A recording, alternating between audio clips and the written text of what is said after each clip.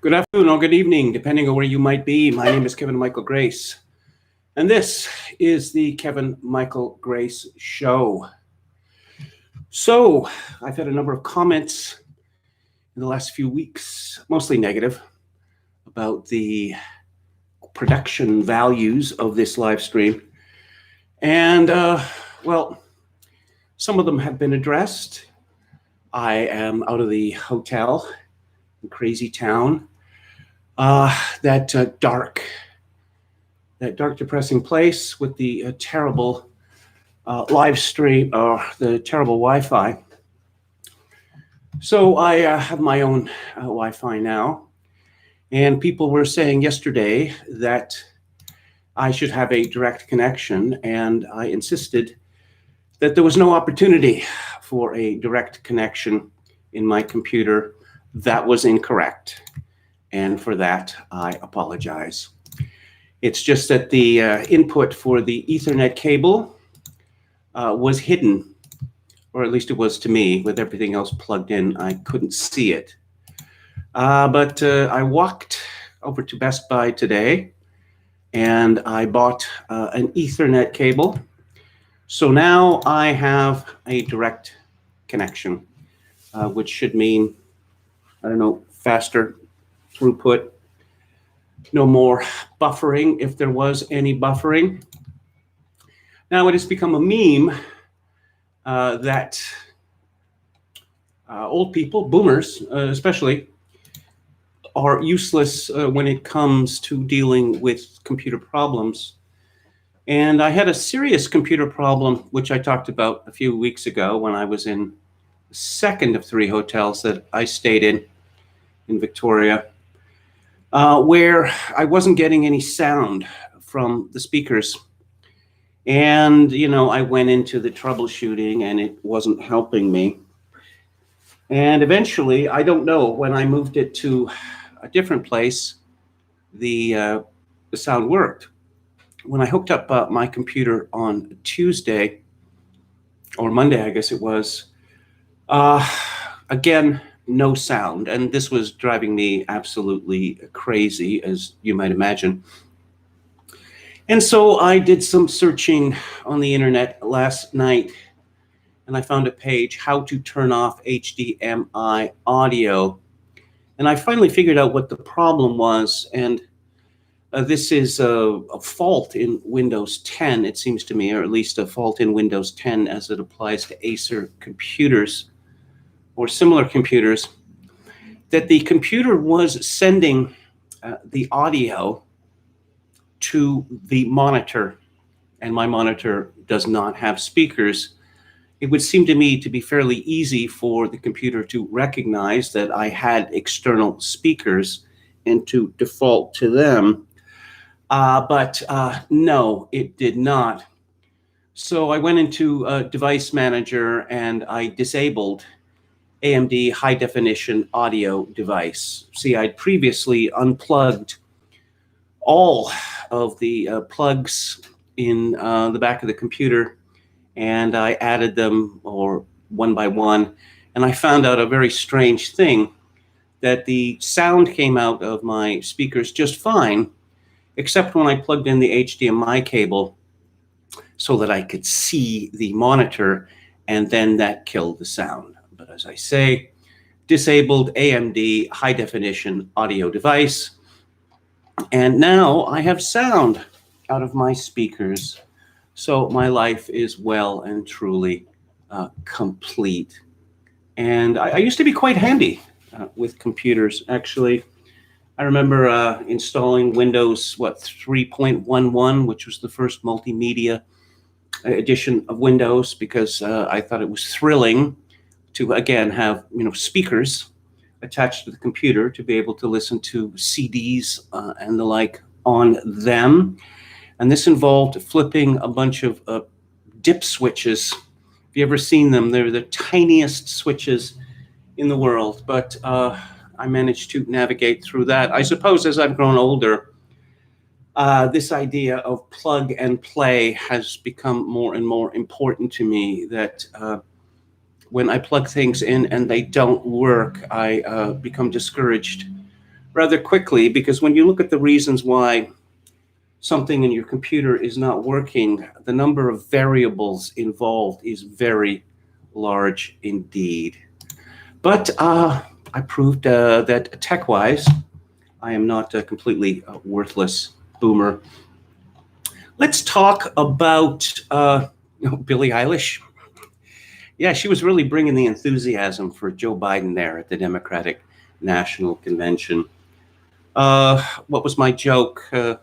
My joke was that there is someone, a full-time person on Billie Eilish's staff, who is delegated the task of determining whether she is in fact actually alive. And but how could you tell? Rimshot, try the veal. I'll be here all week. I think one of the best comments on Billie Eilish is that she is a low-effort psyop to persuade Zoomers that taking their antidepressants is in fact edgy. Now, here we go. Billie Eilish was an especially low-effort psyop to make Zoomer chicks feel like taking their meds is arty. Yes. My word, what an unhappy, what a desperately unhappy young woman she is. But let's talk about someone who is the opposite of that, and that would be Barack Obama. I'm going to go over his speech to the convention. Oh, look, and he is posing in front of a copy of the reproduction of the Constitution. Let's see. He begins, second paragraph. I'm in Philadelphia where our Constitution was drafted and signed. It wasn't a perfect document. It allowed for the inhumanity of slavery and failed to guarantee women and even men who didn't own property the right to participate in the political process. But embedded in this document was a North Star that would guide future generations, a system of representative government, a democracy through which we could better realize our highest ideals. Through civil war and bitter struggles, we improved this Constitution to include the voices of those who'd once been left out, and gradually we made this country more just, more equal, and more free. More equal. I don't understand how affirmative action could actually exist if equality or equity, as the fancy folks like to say, was a top priority. But the United States is not, in fact, a democracy. It is, in the famous words of Benjamin Franklin at the Constitutional Convention, a republic, if you can keep it. If America was a democracy, well, then the Electoral College would be eliminated. And I believe it wasn't until, 1912 that American senators were directly elected. The president has veto power. In a true democracy, the president would not have veto power. Actually, in a true democracy, the president would be much less powerful than he, in fact, is. Of course, the presidency has arrogated to itself the plenary power to declare war on anyone or anything or any country in the world for any reasons or none. And that certainly does not sound particularly democratic to me.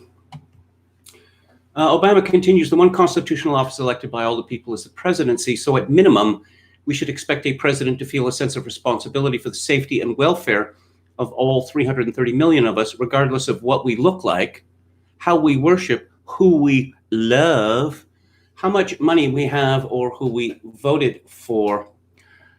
This universal injunction, love is love, and Obama echoes it here, who we love. This is, in fact, a universal injunction. And I'm not going to state outright that this was adopted in order to normalize incest, pedophilia, bestiality, etc. But if one were to take this universal injunction seriously, then of course all of these things would have to be legalized, because if love is love, who are people to argue against those who love animals or love children or love their siblings or parents or children? Be on the lookout for that phrase because it is pure poison. I've sat in the Oval Office with both of the men who are running for president. I never expected that my successor would embrace my vision. Oh, what was that vision, Obama?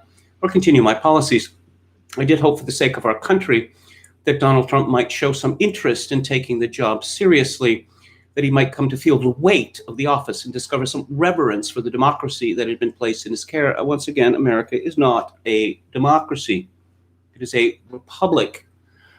Oh, so interest in taking the job seriously. This is from the president who seemed to spend an enormous amount of time watching highlights on ESPN or filling out his brackets for March Madness college basketball.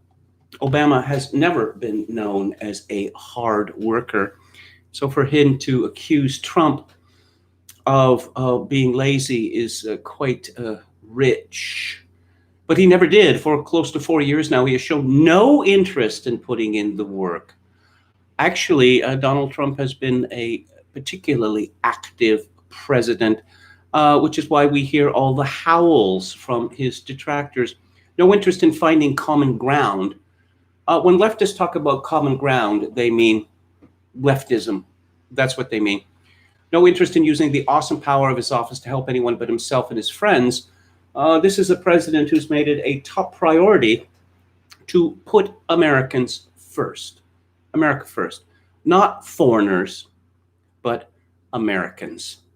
So clearly he has very much an interest in helping people other than himself and his friends.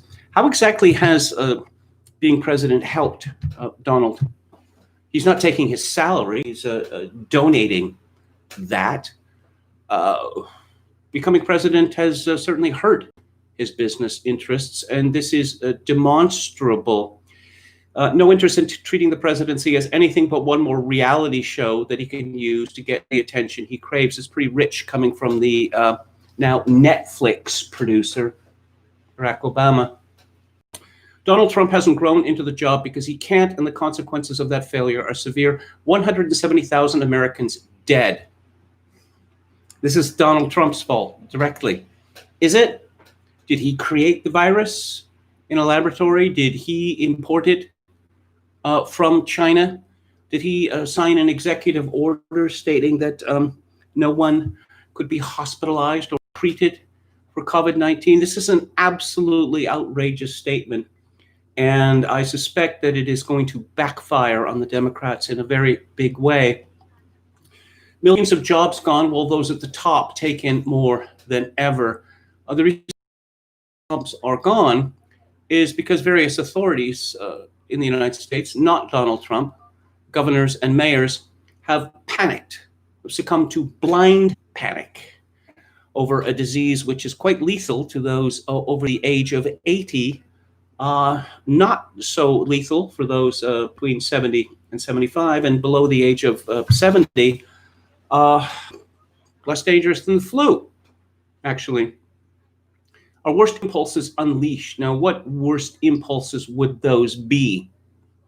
Perhaps you could name some. Our proud reputation around the world badly diminished. Oh, really? Were the forever wars around the world initiated by President Bush and continued by President Obama? Did they give America a particularly good reputation around the world? And are democratic institutions threatened like never before? How exactly are they threatened?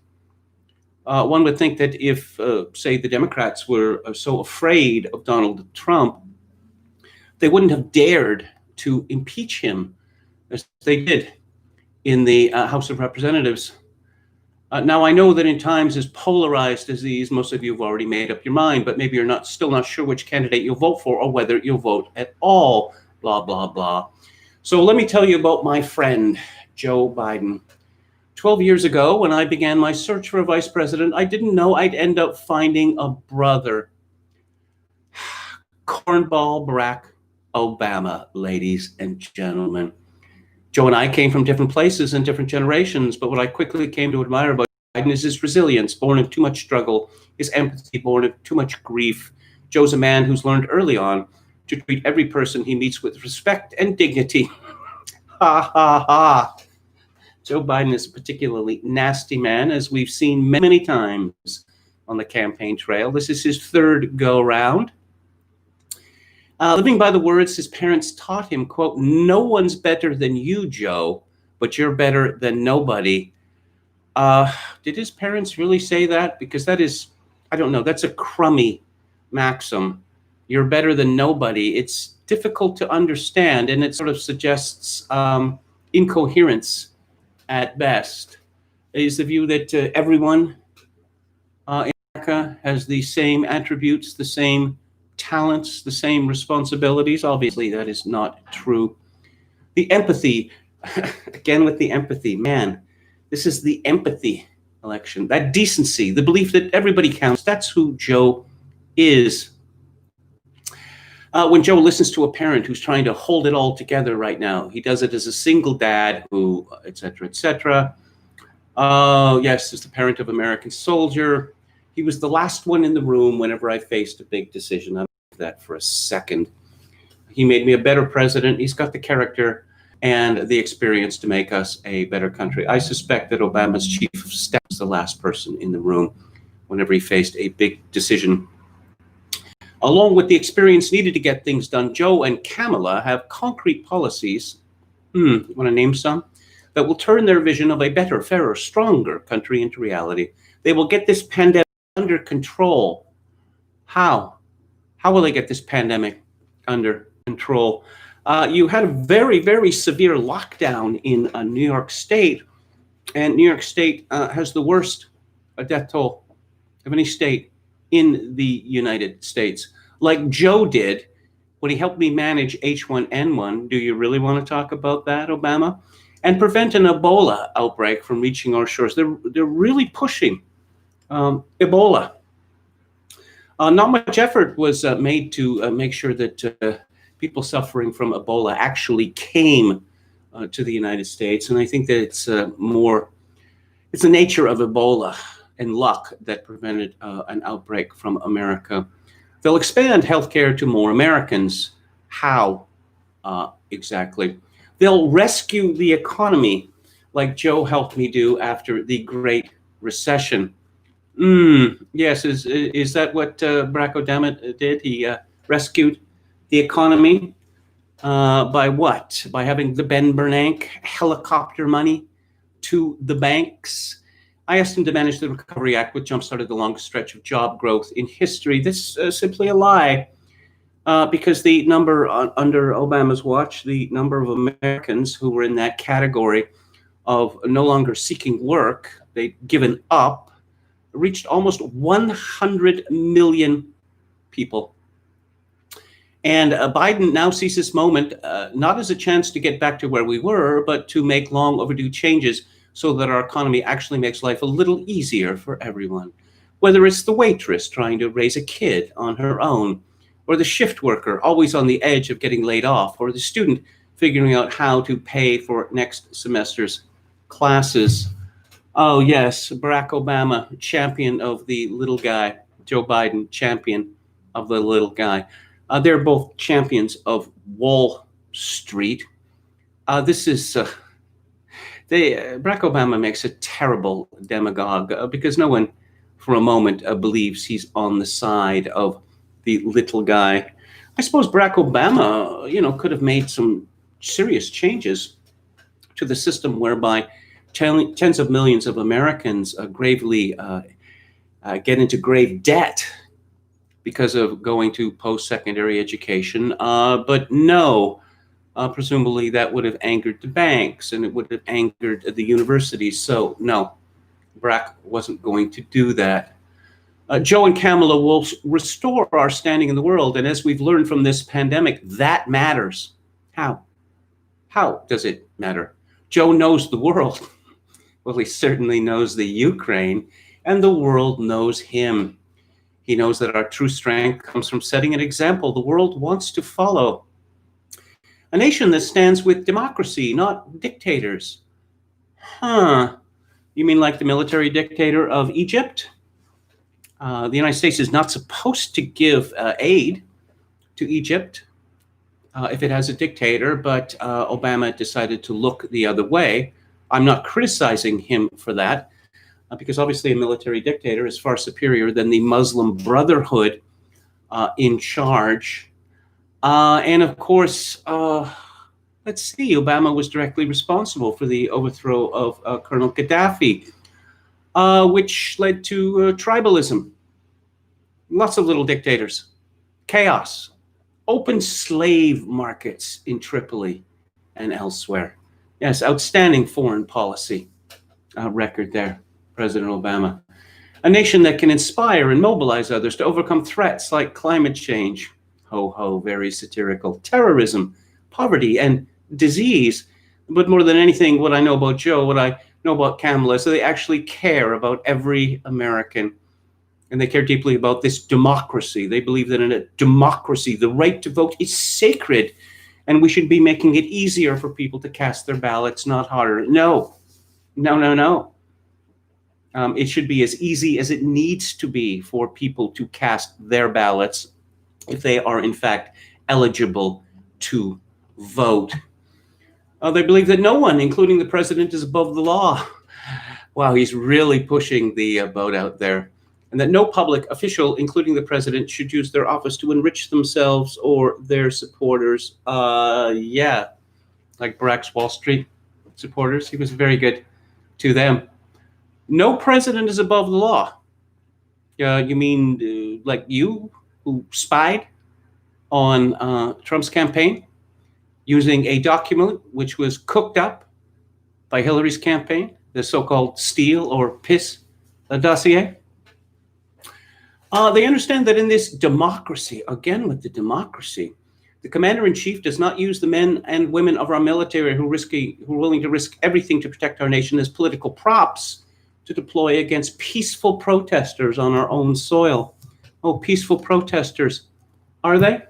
They were attacking this church in Washington, D.C., but I suppose it was a righteous kind of violence, which makes it peaceful. They understand that political opponents aren't un-American just because they disagree with you. The Obama Department of Justice has taken the policy again and again that political dissidents in the United States on the right are un-American. They're prosecuted on that basis. The free press isn't the enemy, but the way we hold officials accountable. Well, they certainly held Obama accountable, didn't they? They're certainly holding the Love Gov, Governor Cuomo, accountable, aren't they? That our ability to work together to solve big problems like a pandemic, is it simply a question of brain power? You just get enough smart people in a room, and maybe give them a computer, and they're going to teach this COVID-19, what's what, who's in charge. This depends on a fidelity to facts and science and logic. Oh, he sounds like Ben Shapiro. And not just making stuff up. None of this should be controversial. They shouldn't be Republican principles or Democratic principles. They're American principles. The American principle of sicking the IRS on your political enemies? Tonight, I am asking you to believe in Joe and Kamala's ability to lead this country out of these dark times and to build it back better. Okay, so they're going with it. Build back better. Is that the worst slogan for a presidential candidate in history? I think so, because it's impossible to remember. And what does it mean? But here's the thing. No single American can fix this country alone, not even a president. Democracy was never meant to be transactional. You give me your vote, I make everything better. That's exactly Joe Biden's platform, because I've seen his ads. If you make me president, I'm going to fix everything. How? We'll get to that later. But that's my promise to you as Joe Biden. I will fix all of the problems because by implication, and certainly with regard to COVID-19, the problem is that Donald Trump simply doesn't want to fix the problem. He could just open the drawer, the special pandemic crisis drawer that has the magic wand that he could wave, and COVID-19 would go away. But that mean-spirited Donald Trump, he doesn't want to. Let's see. It requires an active and informed citizenry. So I'm also asking you to believe in your own ability to embrace your own responsibility as citizens to make sure that the basic tenets of our democracy endure, because that's what's at stake right now, our democracy. I guess I could check. When I come to the end of this, I'll check how many times he uses the word democracy. And of course, what this means is that Donald Trump stands against democracy. Look, I understand why a lot of Americans are down on government. The way the rules have been set up and abused in Congress make it easier for special interests to stop progress than to make progress. And what exactly did Barack Obama do about that when he was president? Nothing. Believe me, I understand why a white factory worker who's seen his wages cut or his job shipped overseas might feel like the government no longer looks out for him. Yeah, the Democrats don't give a toss for factory workers, white or any other American. Or why a black mother might feel like it never looked out for her at all. Highly dubious. I understand why a new immigrant might look around this country and wonder whether there's still a place for him here. Yeah, it's the job of America to make immigrants feel good. Here's the point. The president and those in power, those who benefit from keeping things the way they are counting on your cynicism. Yeah, it's not as if the debacle at Benghazi would contribute to cynicism among American voters, particularly after Hillary Clinton testified before Congress about responsibility. What difference does it make now? That's the sort of thing that should have got her fired as Secretary of State. But no, Obama's administration, and possibly the most cynical one in American history. Democracy, democracy, democracy, democracy. Last month we lost a giant of American democracy in John Lewis. Yes, this is a man who stood on a bridge in the 1960s and got abused by a policeman, and he lived off that ever since. Whatever our backgrounds, we're all the children of Americans who fought the good fight. Again, pushing the boat out. Barack Obama's father, of course, was not an American, and his mother abandoned America, a country which she detested. Great-grandparents working in fire traps and sweatshops without rights or representation. Farmers losing their dreams to dust. Irish and Italians and Asians and Latinos told to go back where they came from. Yes, the terrible sufferings of the Irish. The Irish actually had a very solid position in America just 3 decades after they'd arrived en masse. It is natural for people, when faced with an influx of foreigners who are very different in their habits, to feel resentment, fear, etc. But of course, Obama, who is more a citoyen du monde than an American, he cannot understand that. Jews and Catholics, Muslims and Sikhs made to feel suspect for the way they worshipped. Oh, yes, again, how far are we going here? Black Americans chained and whipped and hanged, spit on for trying to sit at lunch counters, beaten for trying to vote. Yeah, see, we got this bait and switch here. Let's try to pretend that, say, Somalis coming to America are no different in any significant way from the Irish that came to America in the 1840s and 50s. If anyone had a right to believe that democracy did not work and could not work, it was those Americans. Again, the planted axiom here is that the sole purpose of America is to impress and enrich immigrants. Incredible. Absolutely incredible. I've seen that same spirit rising these past few years. Folks of every age and background who packed city centers and airports and rural roads so that families wouldn't be separated, so that another classroom wouldn't get shot up. What? So that our kids won't grow up on an uninhabitable planet. Ha ha ha ha ha. Americans of all races joining together to declare, in the face of justice and brutality at the hands of the state, that Black lives matter. No more, but no less, so that no child in this country feels the continuing sting of racism. Who was president from 2000 to 2017? What steps, what initiatives, what policies did Barack Obama and Joe Biden advance? Eliminate the continuing sting. What you think about it? Perhaps you can come up with an answer. So I'm going to do as I said, and we're going to go the. Okay, so hang on. Yeah, 18 times. 18 times Barack Obama used the word democracy in his speech.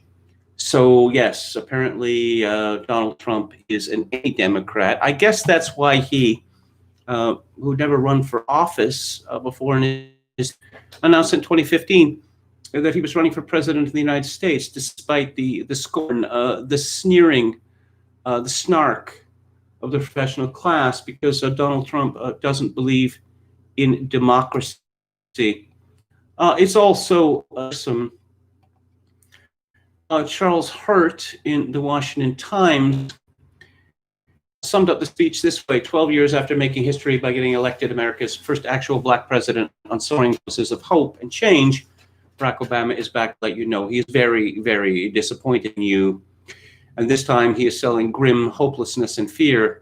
For 8 years, Obama served as your lofty professor and virtue king, dancing with music stars and enthralling the world with his flowery speeches, apologizing for America's power and very existence.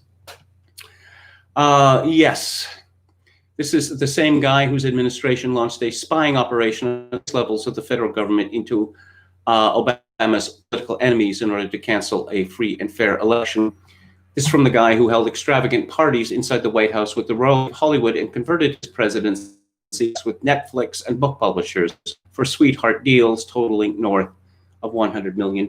More to the point, Barack Obama became in January 2009, at a time of genuine crisis for America, because Wall Street, I'll use that as column, had pretty much destroyed the world economy. It was a damn close run thing. So what did Barack Obama do? The world economy was almost because of the recklessness and greed of financial institutions. And Goldman Sachs employees boasting about selling shit, not the very best customers. If Barack Obama had made his inaugural address, pledged to whip the bankers, to humble them, strip away their privileges, to make sure that they do not profit from their recklessness and need that nearly ruined the world in 2008, he would have had the whole country behind him, and Congress would have had no choice but to go along. Instead, Obama insisted that these miscreants all must be made whole, and in fact, Wall Street must be made even more powerful than it was previously. And he didn't anything wrong for him to talk up the virtues of one of the most prominent crooks in recent American history. He called him on Wall Street, and that man's name, hang on, John Corzine, who looted a company called MF Global, a company which had been around essentially since what? The 18th century? And yes, he decided to take the money of this company and to play around with it, and he bankrupted it. He bankrupted it. But again, Barack Obama called him our man on Wall Street. John Corzine, did he go to prison? No. In early January 2017, Corzine accepted a settlement with the CFTC, including a $5 million fine to be paid out of his own pocket rather than from insurance, and a lifetime ban from CFTC markets.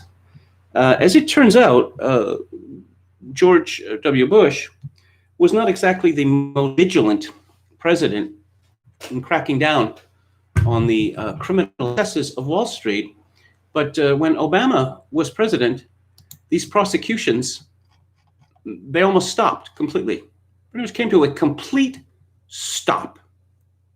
And most famously, when HSBC, when the Department of Justice had found that HSBC had violated the law criminally by laundering money for Mexican drug cartels and doing similar services for the government of Iran, which is classified as terrorism under American law, his Attorney General, Eric Holder, said that he was not going to criminally prosecute HSBC because this was impugn confidence in the banking system. And oh dear, we can't do that. And in fact, during Obama's administration, companies like JP Morgan Chase learned that they can break the law as much as they want. They will never be criminally charged. They just pay the billions of dollars in fines, which are it's just a cost of business. It's a small amount compared to the enormous profits they make from their position in the market and from, as I say, routinely breaking the law. Barack Obama could have withdrawn soldiers from Iraq and Afghanistan, but no. A big fan of forever wars, and the man who boasted that he was really good at droning people. The Nobel Peace Prize winner, whose specialty was blowing to bits Pakistani wedding parties. This is the man who is giving moral instruction to Americans. Let's have a look at the chat. Much better quality, KMG. Well, I am glad to hear that. Oh, good. Okay, I can count the threads in the jacket now. Wow. David Wright, boomers created most of this tech early on. Oh, Chad Chadson, our valiant moderator, says it's streaming quite smoothly now. Okay. Way to go. You were looking and sounding crisp and clean, no caffeine. Well, here's the caffeine. KMG in 4K soon. Yeah, 4K.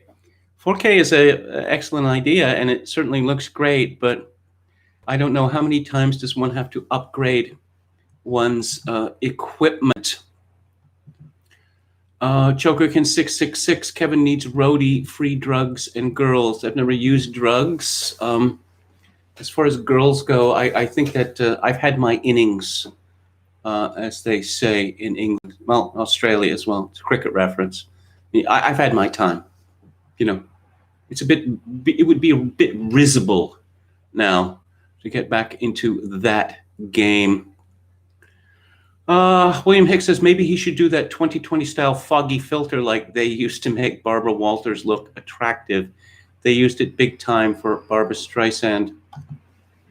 Yeah, I'm reminded of the high def joke that they had on 30 Rock, where Liz Lemon looked like a witch, actually, in high def, and they decided that they were not going to use it for her. I understand that's been a big problem for TV, using high def. I recall that I won't embarrass this woman by mentioning her name, but in the 1980s, there was a woman who was... She was an anchor of evening news. She was the most popular personality in British Columbia. And she was, widely admired and thought to be beautiful. And I was downtown one Sunday, just off West Hastings Street, and I saw her. I recognized her. She was looking in a boutique, an expensive boutique, which was closed, checking out what was in the window. First of all, I was shocked by just how short she was. And second, I don't know whether she had rosacea or something like that, but her face literally looked like a tomato. And I guess that's the sort of thing that is hard to disguise with high def. Yes, that's rich coming from a shiftless president. Heck, McNeck says Trump's the only president since Eisenhower to not look measurably aged by the job. Therefore, he doesn't take it seriously. Actually, it's true about Obama. If you're talking about someone who was clearly overwhelmed by the job, that would be Obama. De Berea says 50 shot in 5 days in New York City. That is the new normal, we've been told about.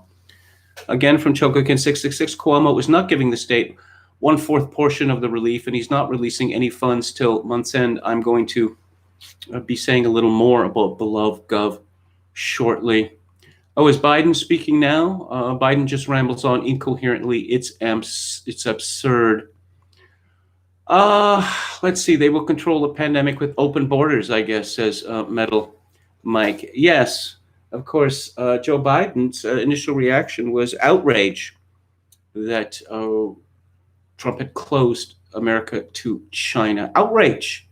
You remember xenophobia? Xenophobia. Well, that is that's the real victim. I have there's these artificial flowers here that I've been trying to work into the picture. I want them to become more prominent because they add a touch of color, to the mise en scène, as the critics like to say. William Hicks says, my Obama talk was his speech to the Coast Guard grads in May 2015, part of his global warming barnstorming tour. He spent most of the summer flying Air Force One all over, giving a variation of that speech. He even went to Alaska that September to marvel at melting glaciers. Yes, Metal Mike. Libya, Syria, Afghanistan. Yes. Absolutely hopeless with regard to Syria. And of course, it was under Obama that the United States of America, and America was not alone in this, the same is true for Britain and Canada, became allies of Al-Qaeda. Yes, I'm not making that up. I'm not making a mistake. In Syria, under Obama, the United States became an ally of Al-Qaeda because they were the moderates. Halper says Wall Street decisively backed Obama in the 2008 campaign over Hillary. He was their man in the White House.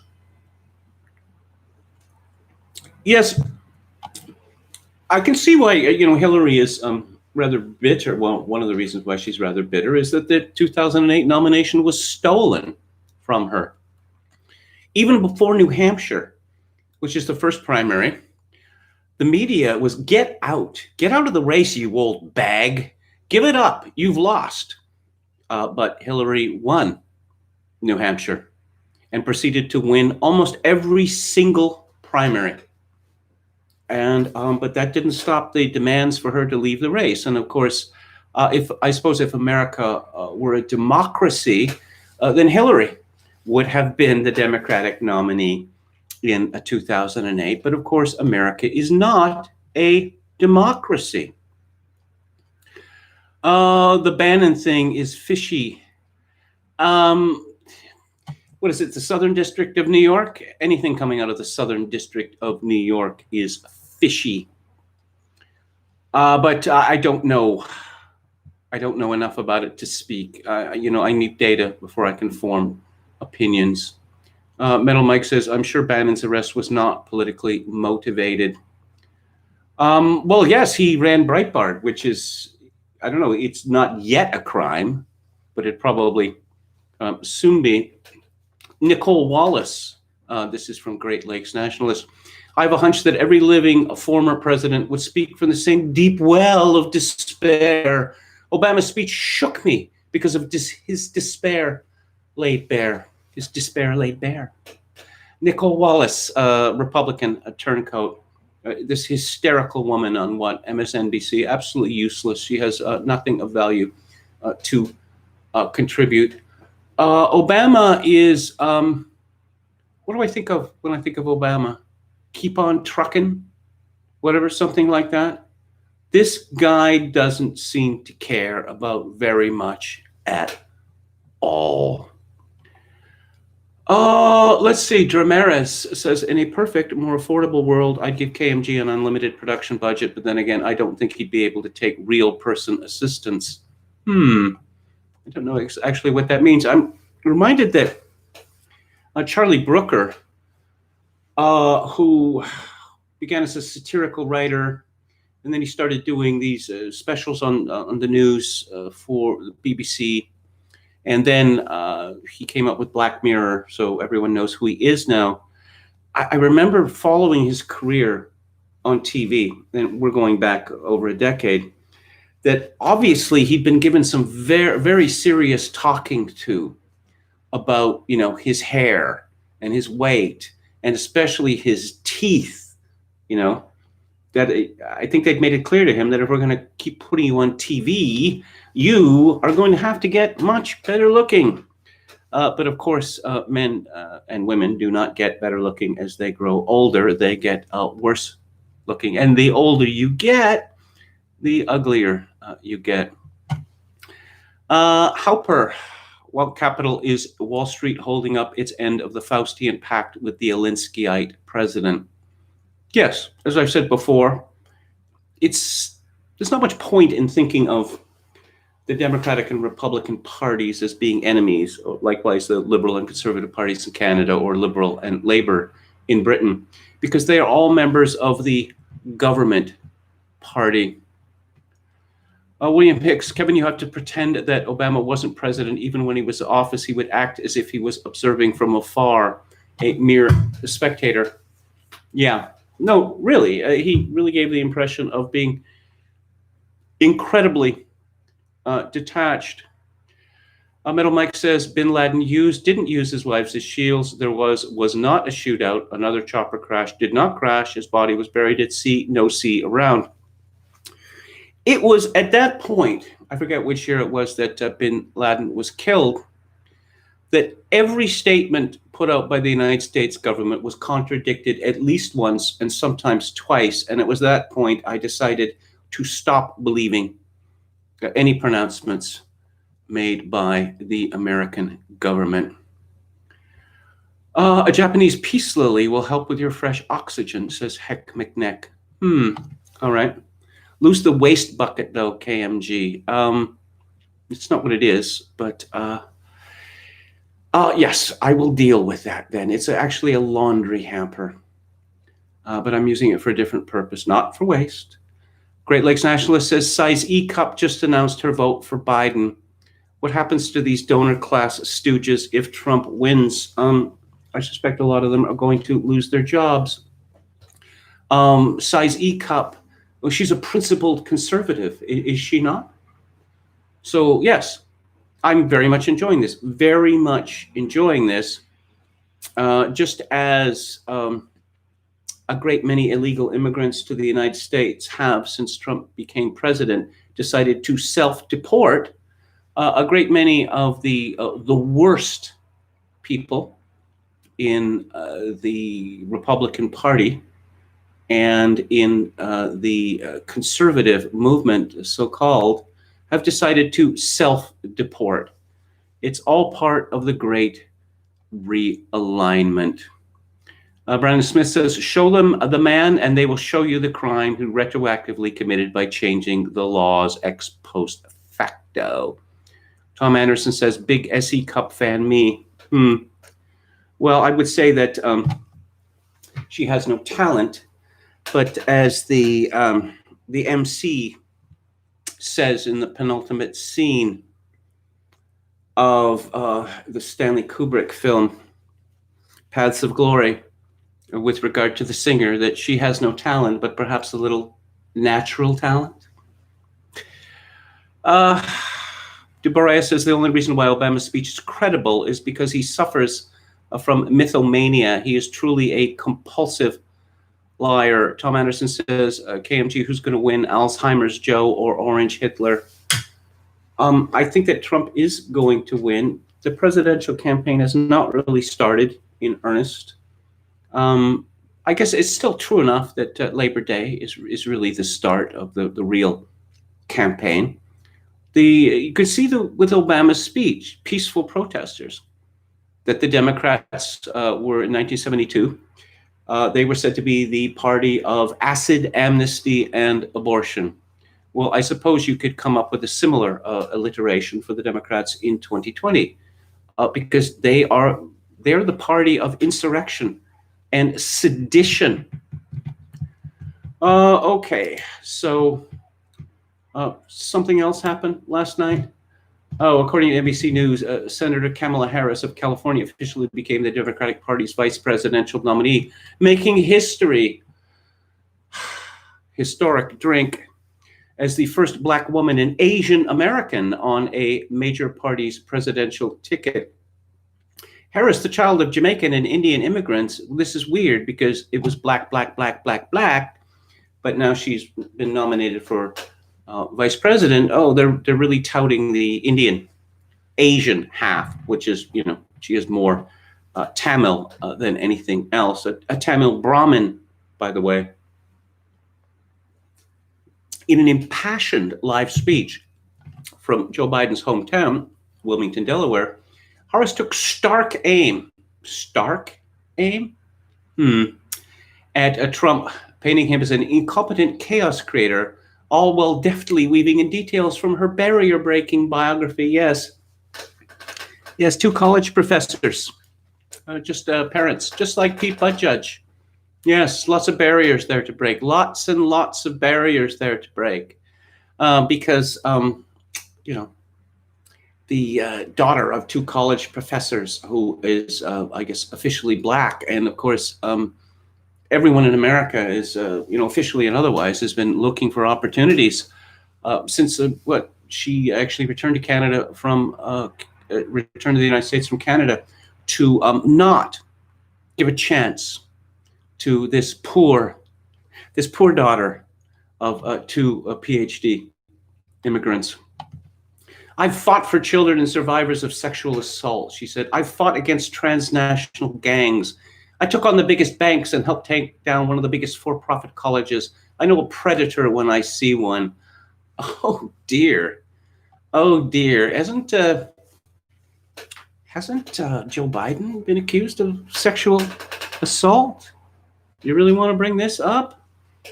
Harris, a former prosecutor who was a 2020 presidential candidate herself. Yeah, remember that? She was sassy. She had a drum line. Yeah. Said she was eager to prosecute the case against Trump.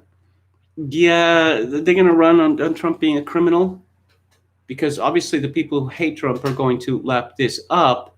But this is going to be offensive to a great many people who have not yet made up their mind.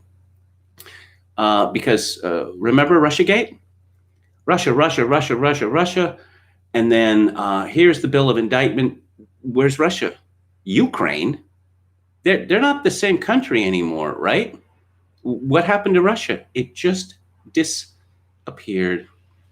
However, issues of racism and sexism, she said, were systemic, not solved by a vaccine or by voting Trump out of office. And while this virus touches us all, let's be honest, it's not an equal opportunity offender. That virus is not bad enough that it's a killer. It's a racist killer as well. Black, Latino, and indigenous people are suffering and dying disproportionately. I believe they're called Indians in the United States. Perhaps Kamala Harris doesn't know that, or she finds it insulting because, of course, her mother is from India. This is not a coincidence. It is the effect of structural racism. Oh boy, this is really going down with Joe and Josephine Normie. The virus has no eyes, and yet it knows exactly how we see each other. The pathetic fallacy is getting a real workout in this speech, and how we treat each other. And let's be clear, there's no vaccine for racism. We've got to do the work. What work would that be? Exactly. The virus is not sentient. The virus doesn't care. The virus has no feelings. The reason that Black, Latino, and Indigenous people are suffering and dying disproportionately has been reported many times, and I'm sure Kamala Harris knows why this is the case, because of pre-existing conditions. Most likely diabetes and heart disease, which are typically brought on by obesity. There you have it. There you have it. But let's not talk the truth about that. Oh, let's see. She also spoke at length about her mother, who immigrated to the US from India at age 19 to pursue her dream of curing cancer. Harris recalled how her parents had fallen in love in that most American way while marching together for justice in the civil rights movement of the 1960s. That's the most American way. Yes, all those other courtships are all second rate. That I'm here tonight is a testament to the dedication of generations before me, women and men who believe so fiercely in the promise of equality, liberty, and justice for all. Wow, this rhetoric has almost reached the level of the French Revolution. Let's see. Okay. Oh, and she said, okay, that was Obama. We've heard about Obama and his obsession with the word democracy. Someone called John Fugelsang, who describes himself as comedian, actor, broadcasting, recovering cynic, and he has a certainly devil-may-care look in his eyes, in his Twitter avatar. He has a show on Sirius XM, rather. Oh, in the Sanity Cast. This is, I'm not making this up. Hashtag Kamala Harris VP, hashtag Democratic Convention. He's written a little poem in honor of Kamala Harris. Hail Kamala of House Harris, first of her name, queen of the ticket, yes, queen of the Senate, daughter of immigrants, mother of dragons, breaker of tropes, crusher of Kavanaugh, bitch smacker of Barr, shellacker of Limbaugh, Khaleesi of the Oak Land. Yeah, this is for real. Mother of dragons. Perhaps Kamala Harris is the mother of dragons, but she is not the mother of humans. Does anyone know what this Khaleesi is a reference to? Khaleesi, of the Oak Land. Yes, I get it. She used to live in Oakland, California. Yes, Queen. Are people still doing that? Yes, Slay Queen. Okay. This is even more difficult to believe than that a poem I just recited. This, according to the New York Post, Joe Biden's scandal-scarred son, Hunter Biden, will make a rare appearance on the final night of the Democratic Convention on Thursday before his father is officially named the party's nominee. Hunter's appearance comes as he faces a congressional probe into his business dealings overseas while his father was in the White House, including a lucrative role on the board of Ukrainian gas company Burisma, despite having no experience in the region or the energy sector. According to the Democratic National Convention, Hunter will appear with his half-sister Ashley and deliver remarks about their father. President Trump's campaign released an ad Wednesday zeroing in on the younger Biden, highlighting his role on a Chinese private equity board while Joe Biden was Barack Obama's vice president. Both men have denied any allegations of wrongdoing, but Hunter's soap opera personal life has been a major drag on his father's campaign. In May 2019, 1 month after he split with his brother's widow, they call that incest, Haley Biden, he married a woman he had known for only 10 days. Several months later, it emerged that he had fathered a child with an ex-stripper while he was in a relationship with Haley. His ex-wife, Kathleen Beulah Biden, with whom he shares 3 daughters, accused him in divorce proceedings of blowing the family's money on, quote, drugs, alcohol, prostitutes, strip clubs, and gifts for women with whom he has sexual relations, unquote. His lavish lifestyle has also raised eyebrows given his claims that he was broke in a recent paternity case and insisted that he had made no income since May 2019. Well, he earned hundreds of millions of dollars with this deal with China. He couldn't possibly, you can't spend that much money on strippers. So he's obviously hiding it somewhere. Now, I'm just trying to imagine, what's going on in Joe Biden's campaign, because I can imagine his campaign manager and his campaign staff saying to him, Joe, I don't know, it's difficult to talk about, but your son Hunter is not going to be at the convention. In fact, he's going to go into hiding, as it were. He's not going to be seen or heard from anywhere, because these are your 4 days, and we don't want any attention to Biden. Look, it doesn't matter, whether he did anything or not. It's just, this is not a good look for you. So he's not coming. And then what? And Joe tells Hunter, yeah, you're coming and you're going to speak. And I can just imagine someone in his campaign saying, hey, Joe, here's my cell phone. And you're going to call Hunter right now. And you're going to tell him you're canceling the invitation. Because if you don't, we're going to lock you in that room again. You remember when we locked you in the room before? Yeah, that's right. You call Hunter right now, tell him it's off, or you'll get the room. This leaves me speechless. The Z-Man had a good column yesterday on conventions. He says political conventions are probably the dumbest aspect of American politics, especially in the modern technological era. Half a century ago, they still made some sense from a logistical perspective. Getting all the national and local players together in the same physical place was the only way to maintain the network. It was also a television event that gave the party a chance to make their pitch. They also brought in the donors for the grip and grin sessions that seemed to work on rich people. Today, the old-style convention looks increasingly like a pointless relic. The only people who need to meet in person these days to talk politics are dissidents, and that's because of the pogroms against white activists. The people in charge can avail themselves to all the modern technology of the day.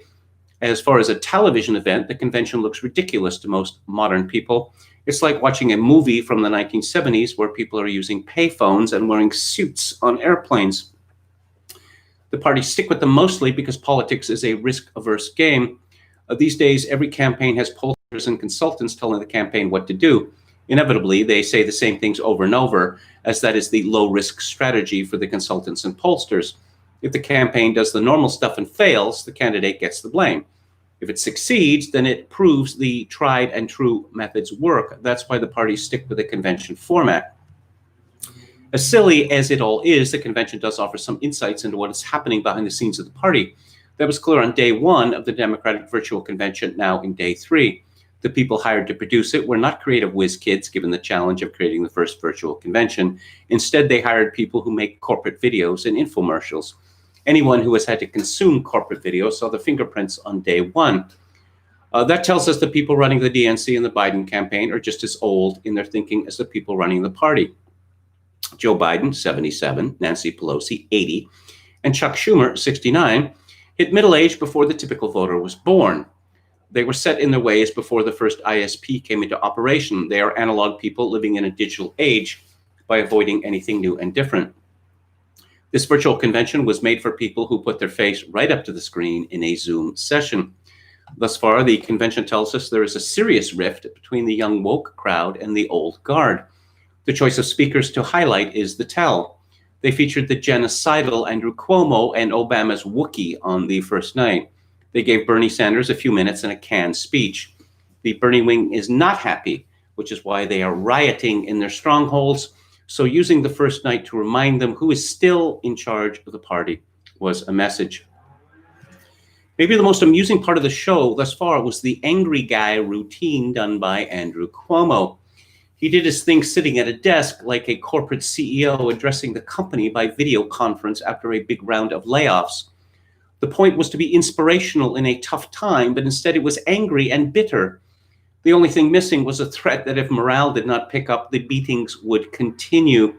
Cuomo is the argument in favor of sending the sons of politicians into exile. Oh, and in other political news, Brian Stelter of CNN has a book. It's called Hoax: Fox News and the Dangerous Distortion of the Truth. Yeah. Of course, CNN is the world's most trusted source of fake news, and who better to talk about it than Brian Stelter? While other leaders were marshaling resources to combat the greatest pandemic in modern history, when does modern begin? I guess it means, what, in the last 100 years? President Donald Trump was watching TV. Trump watches over 6 hours of Fox News a day, a habit his staff refers to as executive time. In January 2020, when Fox News began to downplay COVID-19, the president was quick to agree. In March, as the deadly virus spiraled out of control, Sean Hannity mocked coronavirus hysteria as a new hoax from the left. Millions of Americans took Hannity and Trump's words as truth until some of them started to get sick. Yeah, okay, sure. Yeah, why don't you show how lockdowns work? Why don't you prove how masks work? In Hoax, CNN anchor and chief media correspondent Brian Stelter tells the twisted story of the relationship between Donald Trump and Fox News. At the center of the story ties Sean Hannity, a college dropout. College dropout? Isn't Bill Gates a college dropout? Isn't Paul Allen a college dropout? Isn't Steve Jobs, wasn't he a college dropout? They're still using that as an insult, are they? Including never before reported details, which are almost certainly made up, Hoax exposes the media personalities who, though morally bankrupt, profit outrageously by promoting the president's propaganda and radicalizing the American right. It is a book for anyone who reads the news and wonders, how did this happen?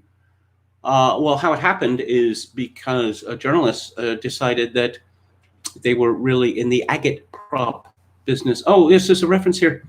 Yes, Stelter reveals why former chief news anchor Shep Smith resigned in disgust in 2019. Oh, Shep Smith. The first time I saw that guy on TV, I guess I started seeing clips on YouTube, over a decade ago. And I thought, how did this guy get on TV? Because he looks and sounds like a gay serial killer. Oh, let's talk about NPR, where NPR apparently has given up even the pretense of objectivity. Hatemonger tracks how right-wing media shaped Trump policy architect Stephen Miller. And this is a story by Lulu Garcia Navarro. And what do we know about Lulu? She is the host of Weekend Edition Sunday and one of the hosts of NPR's morning news podcast, Up First. She is infamous in the IT department of NPR for losing laptops to bullets, hurricanes, and bomb blasts. Whimsical. Stephen Miller is the architect of Donald Trump's extreme policies on immigration. And leaked emails have shown him pushing white power ideology cloaked in pseudo-science. Yes, this was Katie McHugh's revenge against the right, that she was going to bring all of them down. Ooh, apparently Stephen Miller read some things that he wasn't supposed to read. So how did an affluent kid from the California suburbs who liked mobster movies and wore gold chains, what does that have to do with anything, get on the path that led him to where he is now? Jean Guerrero's new book, Hatemonger, Stephen Miller, Donald Trump, and the White Nationalist Agenda, follows Miller through a conservative media landscape where key figures, including right-wing radio talk show host Larry Elder, Black, David Horowitz, who founded the David Horowitz Freedom Center, Jewish, And former Breitbart chief Steve Bannon propelled the rise of a man who now influences who gets to be an American. Oh, can you imagine that? Isn't that the 11th Amendment to the Constitution? That anyone who wants to stay in the United States can stay in the United States. Perhaps this is the most undemocratic thing that Trump has done, is that he consistently violates that secret 11th Amendment to the Constitution. Guerrero, who is a reporter for NPR member station KPBS, said she decided to write the book because she wanted to understand what was motivating the man who was crafting these policies, whose consequences I'd been covering from the busiest border crossing in the country. Oh, here we go. I just became all the more fascinated with trying to understand how a descendant, how does that person become the person crafting Trump's harshest rhetoric and policy, targeting people for violence and persecution, people like his own great-grandparents. Yeah, this is the line on Stephen Miller, that Stephen Miller is not allowed to be a patriot, which is exceedingly dangerous, and they should stop immediately if they know it is good for them. Oh, I see. So people who are leaving El Salvador, let's say, I don't know, because the country, are in the same position as people who fled Nazi Germany because they didn't want to be liquidated. They're nowhere near the same position. Near. But yes, parents immigrate to the United States. So that means everyone in the world must come to the United States, or should be allowed to stay. It's preposterous. You know, as Peter Brimelow doesn't like to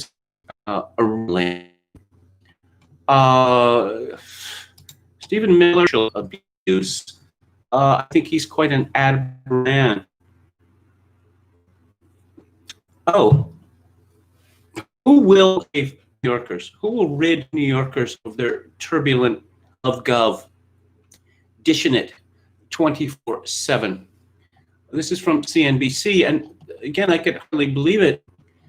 New York City restaurants that vote with outdoor patios and takeout service this summer will be forced to close when it turns cold this fall, as local officials struggle to enforce the state's orders to curb the coronavirus, New York Governor Andrew Cuomo warned Wednesday. Unlike other parts of the restaurants and bars in the Big Apple have not been allowed to reopen indoor dining services. Some have been able to operate with expanded outdoor patios that Cuomo has said are safe. Quote, "We have a much bigger problem in New York City today than any of the surrounding suburbs with lack of compliance," Cuomo told reporters. While every region of New York is in the final phase of reopening, New York City has been barred from reopening many activities as COVID-19 spread across the country. I was talking yesterday about New York dying or being dead. It appears that the LoveGov wants this lockdown to last forever, because we've already heard people talking, oh, the flu season is coming, so masks are going to have to be made mandatory all the time. And oh, the vaccine is only going to be 50% effective, so gotta keep wearing the masks. Of course, it's an emergency. Again, as I've been saying, Carl Schmitt, he would just be absolutely delighted to be alive today because it's an emergency. It's a special situation. It's force majeure. All bets are off. And land of the free and home of the brave. No, I'm sorry. That can't be fit anymore. Yeah, it's been superseded. Freedom, bravery are no longer, they're not going to be part of the new normal. Too dangerous. Let's see. Iowa. A typical story, rubbish story from Associated Press. Iowa's governor's push to reopen schools ends into chaos. You like the chaos in Portland that you refuse to report on? Or the chaos in all sorts of American cities, which is peaceful protests. An aggressive put, boo. Iowa pro-Trump governor, boo, reopen schools amid a worsening coronavirus outbreak. How is it worsening? Are people dying? Are they stacking up these cordwood? No. Has descended into chaos with districts and teachers rebelling and experts calling the scientific benchmarks used by the state arbitrary and safe as opposed to their benchmarks, which are in no way arbitrary. The clash in the Midwest has illustrated in condensed form the tension between science and politics, and between economic concerns, boo, and health fears, fully justified, that has characterized the nation's response to the outbreak from the White House on down. Take that, Orange Man bad. The virus has devastated the U.S. economy. No, the virus has not devastated the U.S. economy. The panic, the blind panic has devastated the U.S. economy and killed over 170,000 Americans. We're about to see a tragedy occur in the state, and there's not a lot we can do about it. That's frightening, said Sarah Ann Willett of Ames, a parent and former math tutor who runs a website tracking state infection data. At issue is Republican Governor Kim Reynolds' mandate in July that districts offer at least 50% classroom instruction. The conflict intensified Wednesday when the statewide teachers union announced a lawsuit challenging the governor's ability to make such decisions for local districts. The Iowa City School Board, which like many others had planned to start the year fully online, voted to join the lawsuit. This Common Curriculum, Common Core in the United States, where Washington, D.C. is actually setting the curriculum for the whole nation. That's more of an overreach of power than the governor of a state establishing rules for opening schools. Let's see. Alex Berenson says, so let's be clear. Long-haul COVID is a joke. This article is a joke. SARS-CoV-2 is a respiratory virus that can cause cardiovascular problems in vulnerable people. There is zero evidence it causes this miasma of neurologic symptoms and fatigue. Yes, apparently what they call an ME, in Britain, what they call chronic fatigue syndrome in North America, maybe it was COVID-19 all along that was responsible. Josh Marshall says, we've had a number of contradictory reports. The takeaway here is not, I think, that kids are silent spreaders, but that they really don't know one way or the other, but we're barreling ahead regardless. And there's real evidence they could be vectors for COVID.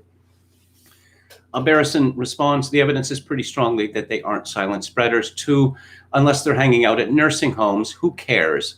Silent spreader is just another way to try to keep schools closed, even though kids are at zero risk. We run schools for kids, not teachers.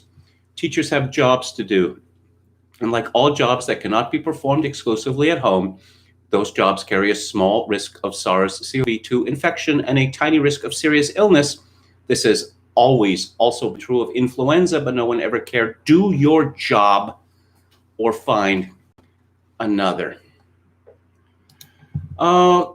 Let's look at lockdown skeptics. In a few minutes, I'm going to be talking about Michael Winner's 1974 film, incendiary film called Death Wish. We'll go back one day in lockdown skeptics to find out some good news from New Zealand.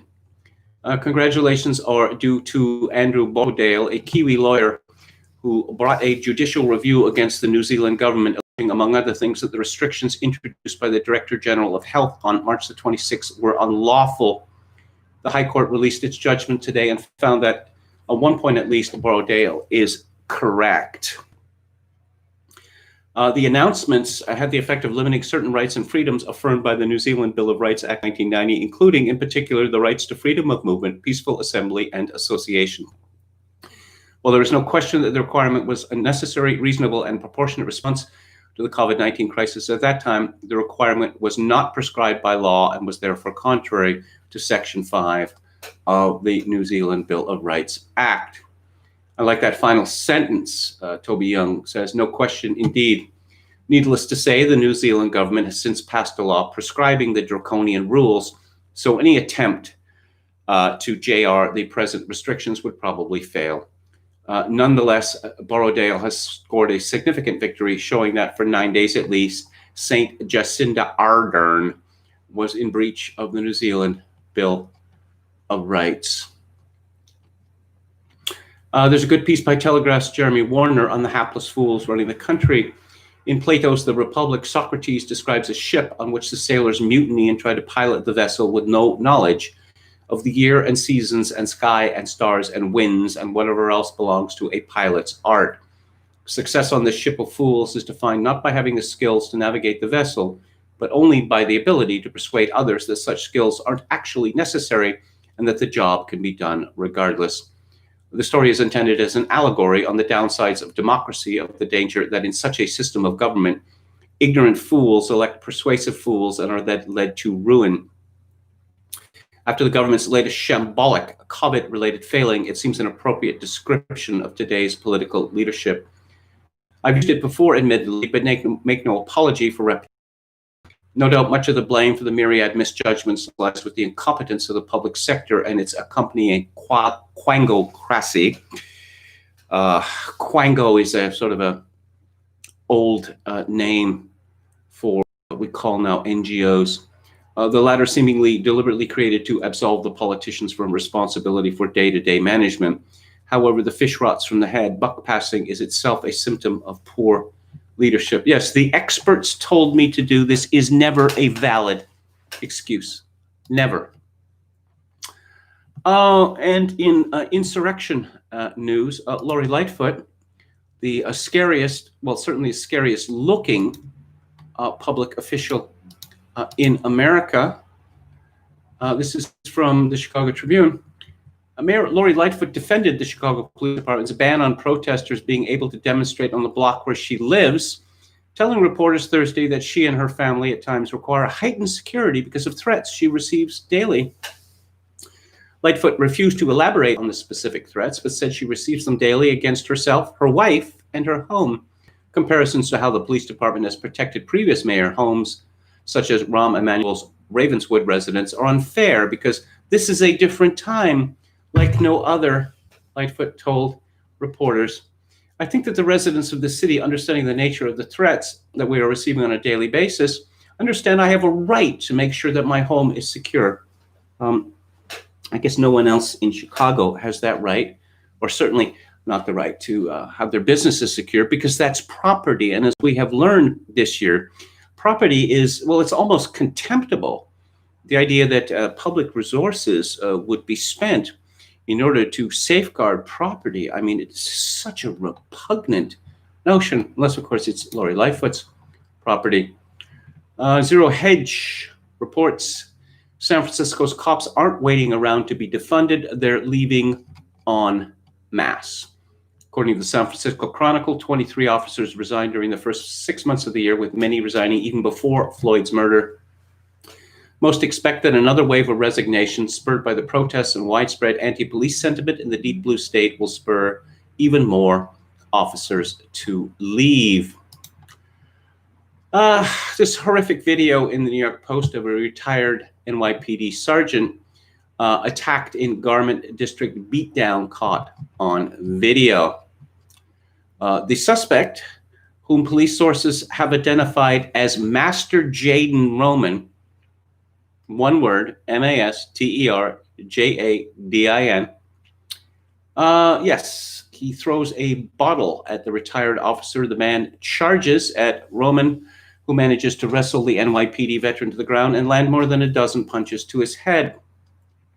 Eventually, Roman relents. He and his pal appear to swipe the former cop's cell phone and headphones, only for Roman to return to kick the former sergeant in the head as he kneels on the ground, trying to regain his composure. It was not immediately clear what sparked the violence.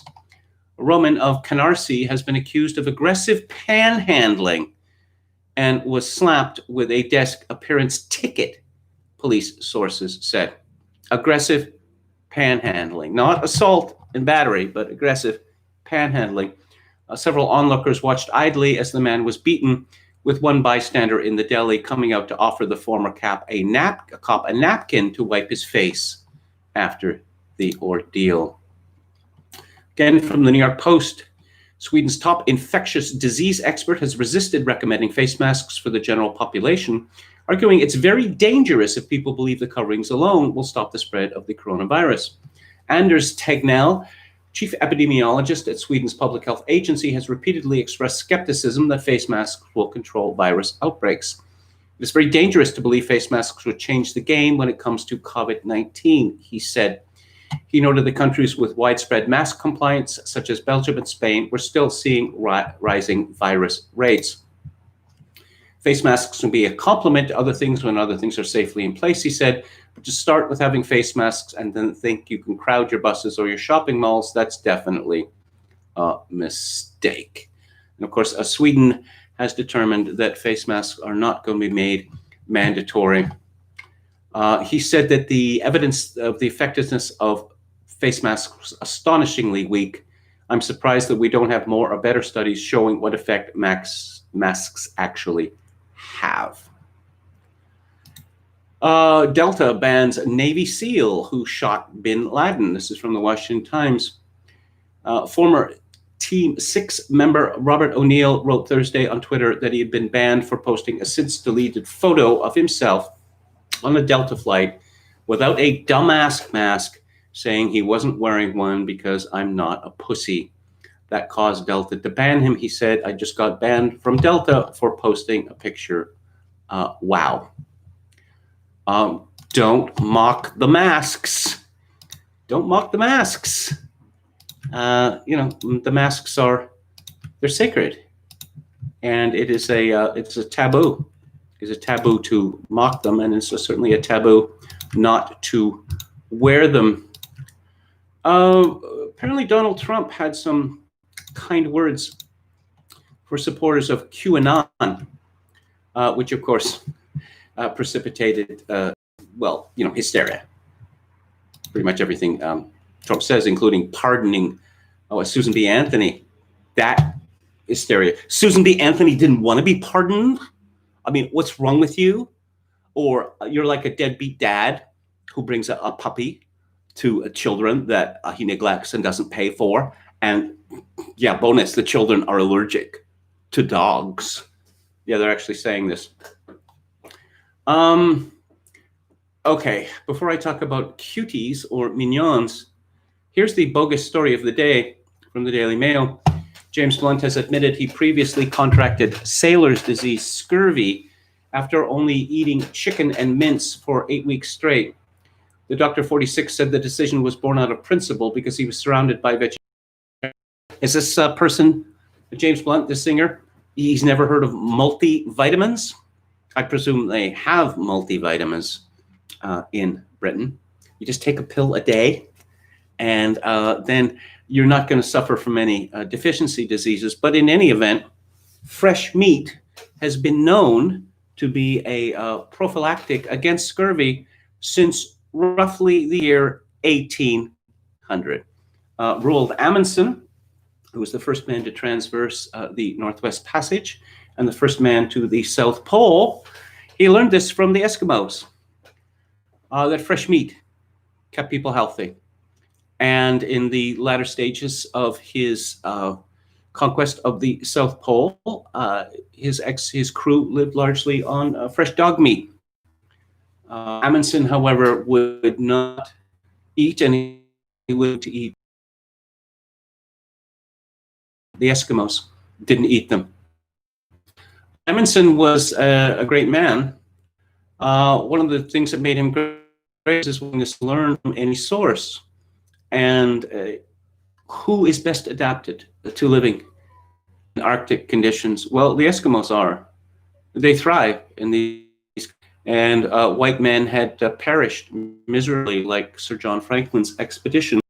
And Amundsen resolved to eat like the Eskimos, to dress like the Eskimos, and to use dogs as transport, as the Eskimos did. And it was really the secret to his success. James Blunt, you don't get scurvy from eating. You simply don't. There is something else wrong with him, or maybe a scurvy disease. That would be fun. Okay, so there is a TV series in France. Wikipedia describes it as a French teen coming-of-age comedy written and directed by Maimouna Doucouré, Senegalese refugee. And internet culture, while also speaking about hypersexualization of pre-adolescent. Yeah, that's what they call. Yeah. Prior to its release on Netflix, the film promotional and trailer were criticized on social media for allegedly sexualizing 11-year-old girls. There's no allegedly about it. Netflix changed the poster, saying this is not an accurate representation of the film's image and description has been updated. Yeah, because you want to rebel against your family, and you want to rebel against your family by having, black girls teach you to twerk, because you're never too young to twerk. I suppose that's one of the messages of this rebellious film, this subversive film. John Nolte wrote on Breitbart, Netflix has been caught promoting a movie titled Cuties as a drama about an 11-year-old who explores her femininity through twerking, complete with a provocative poster. This is the far-left streaming outlet's third strike when it comes to sexualizing children. This streaming site is home to Barack and Michelle Obama. It's rated TVMA, which means there is an 11-year-old character in a movie that is usually not suitable for anyone under 17 years of age, 18 in some cases. Content may contain strong, coarse language, explicit, in some cases pornographic, strong sexual content, nudity, or intense graphic violence.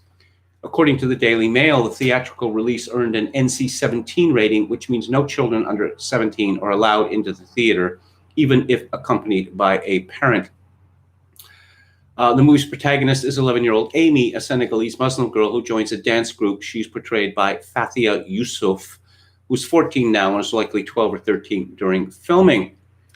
According to one rave review, the 11-year-old girls in Cuties have a tentative grasp on the concept of sex.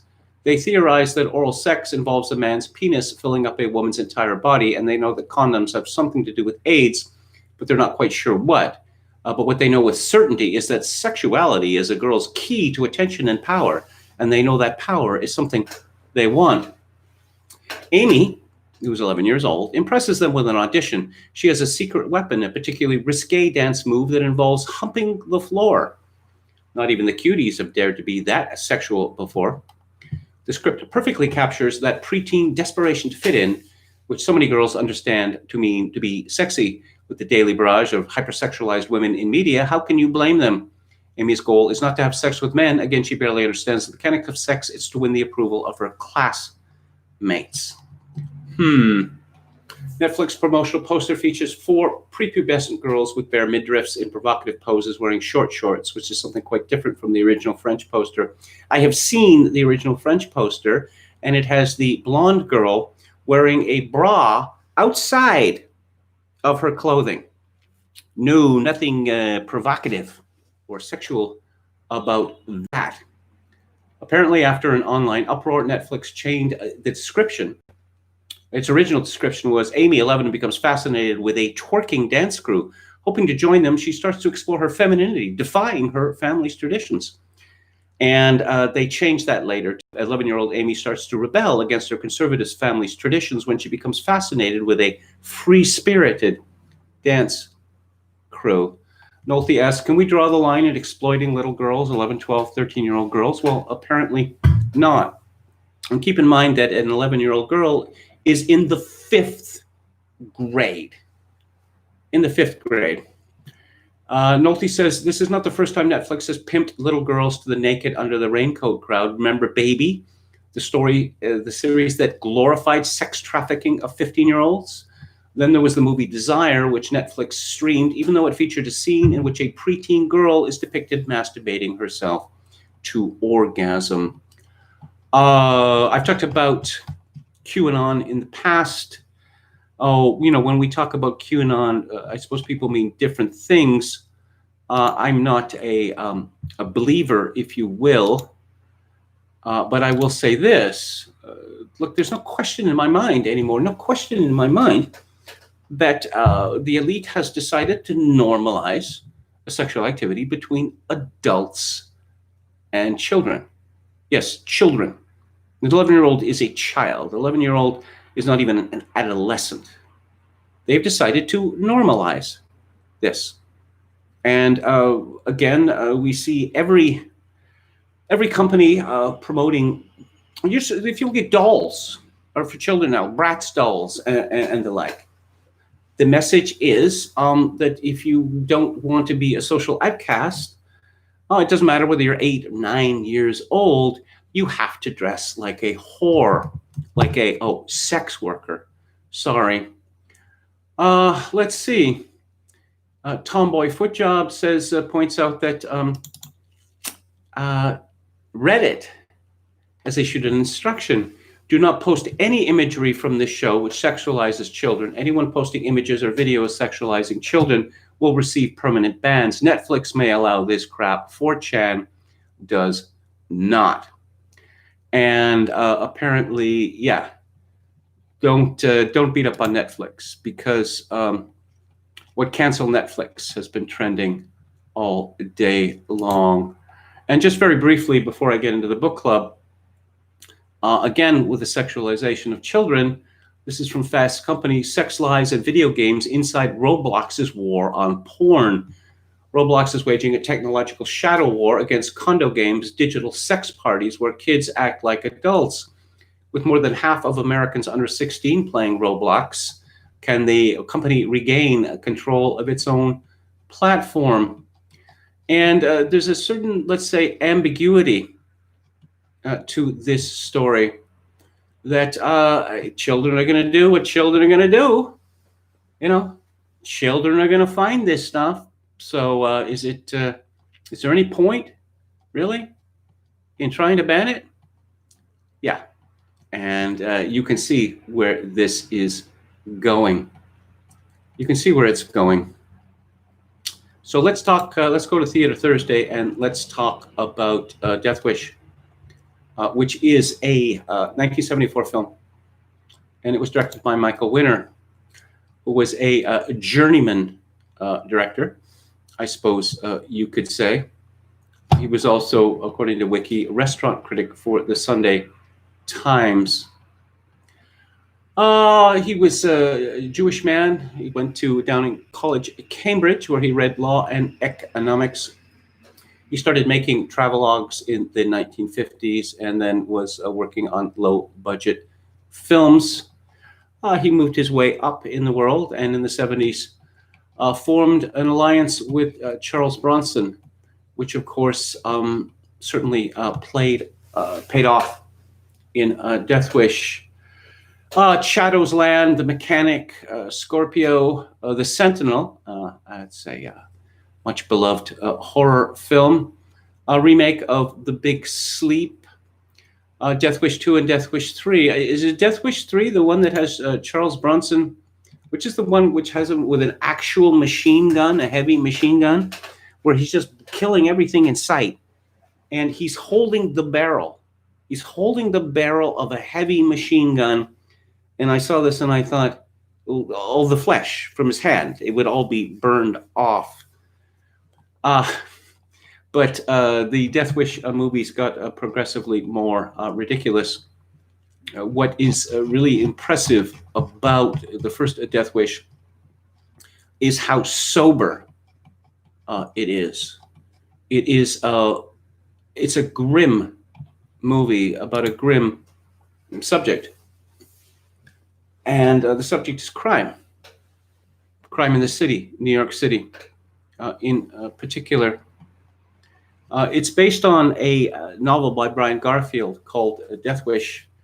And this is one of those situations, I suppose Rambo was similar, that the author of the novel was not pleased in how the movie changes it. I mean, the novel is it's really a warning against vigilantism, where Death Wish, the movie, can be seen as an endorsement of it. The screenplay is by Wendell Mays. It's got a very evocative score by Herbie Hancock, who, well, he scored Blow Up and many, many other films. I'm such a wide palette of sounds in this film. I don't believe I've ever heard a Herbie Hancock soundtrack with such a wide palette. The cinematography is by Arthur Ornitz, and I see that he also photographed Serpico and an unmarried woman. It is really outstanding, and I guess it benefits from the rather, you could say, almost documentary techniques that Owen Roisman used in The French Connection, which is a movie that came out in 1971, 3 years before Death Wish. There was very much a change in the depiction of New York City in the 1970s in film. But well into the 1960s, you're seeing movies like Barefoot in the Park and Breakfast at Tiffany's. That New York is like it's an enchanted fairyland, really. Whereas you get to The French Connection in 1971, and another example would be, I guess, The Taking of Pelham 1, 2, 3, which is one of my favorite movies, which you can find on YouTube, a video essay of my review of this. And The Taking of Pelham 1, 2, 3 also came out in 1974. And I'm going to have to be a little crude here. So that New York went in the 1960s from an enchanted fairyland into a shithole. That's really the only way to put it.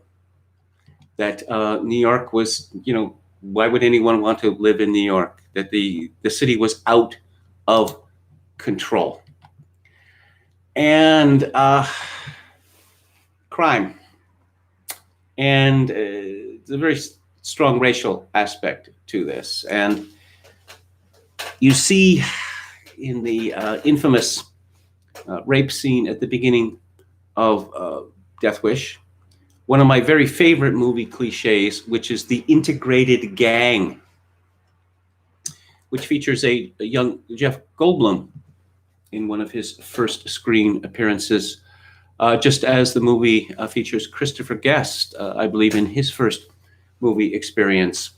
And in this case, the integrated gang is, how could we say, racially ambiguous.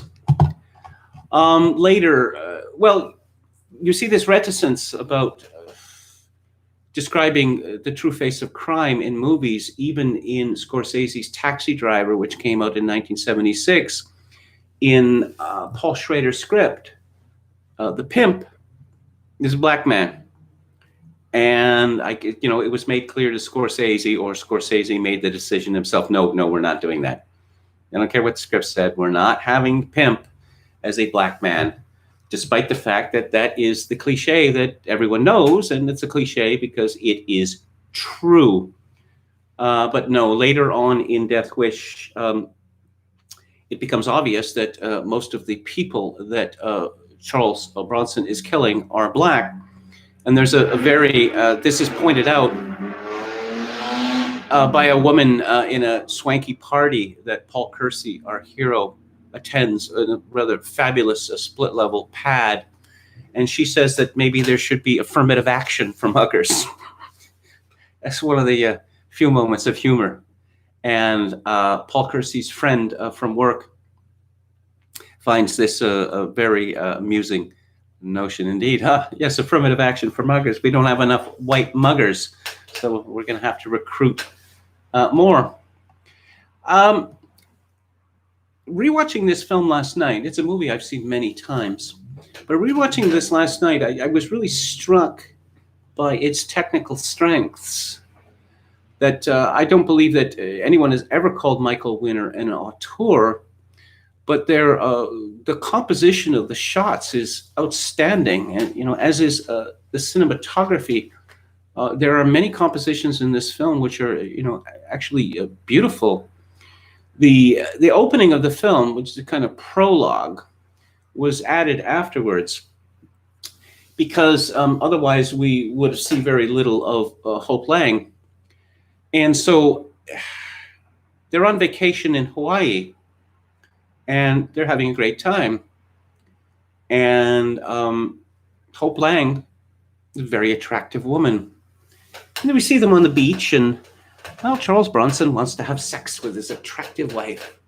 And he wants to do it right there and then, from here to eternity style. But his wife suggests that they do it back at the hotel, and so we see them departing for the hotel. So they return to New York City, and the shots in Hawaii it's tourist board stuff. You see this stuff, and you think, yes, I want to go to Hawaii. I want to go to Hawaii right now because Hawaii is paradise. And then the credits come up with a long shot, very long shot of sunset with an orange sun, and you see the skyscrapers there, and it's positively demonic looking, and it's a real coup there. That okay, we've left Hawaii and now we're back in hell.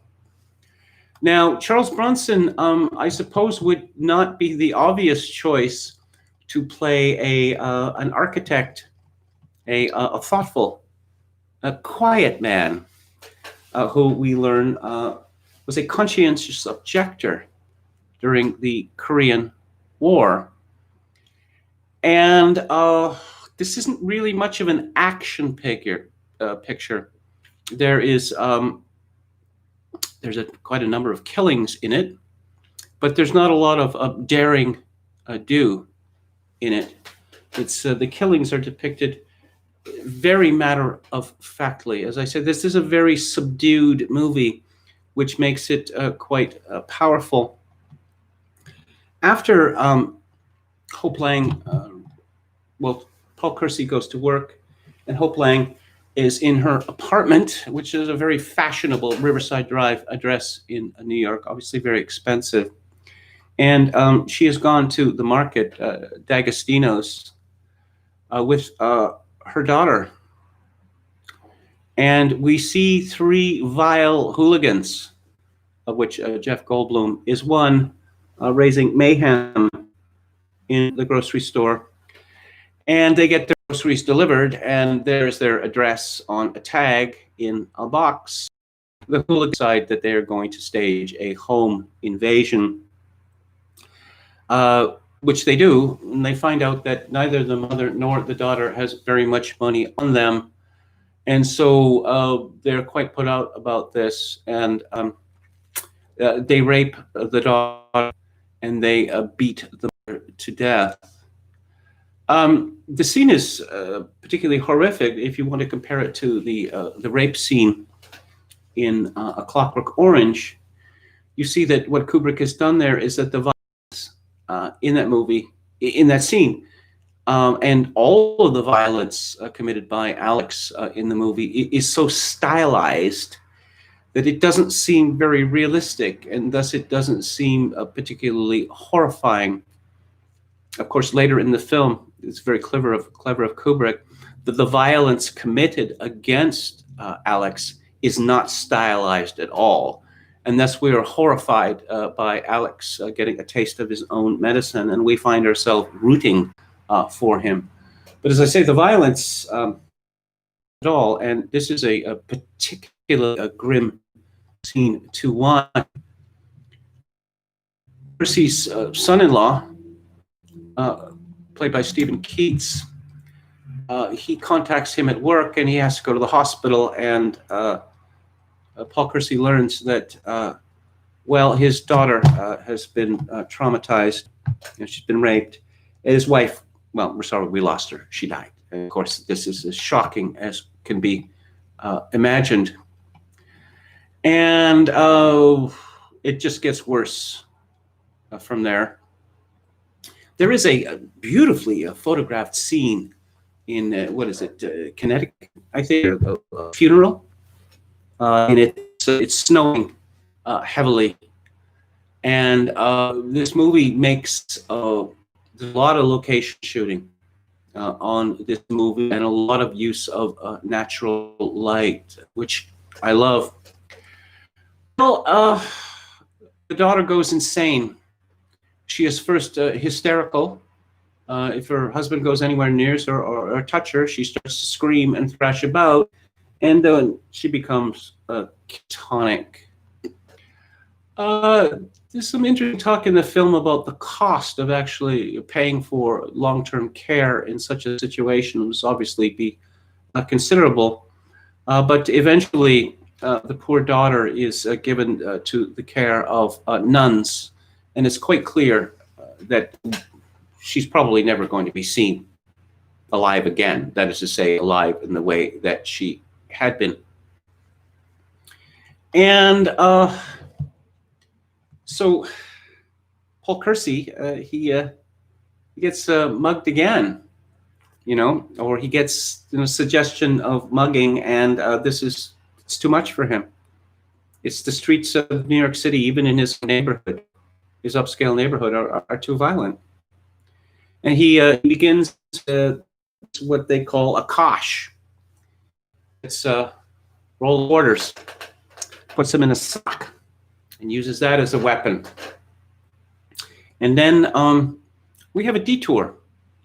We have a detour to Arizona, that we learn that Kersey has been in charge of a development and for this man called Ames Janeshill.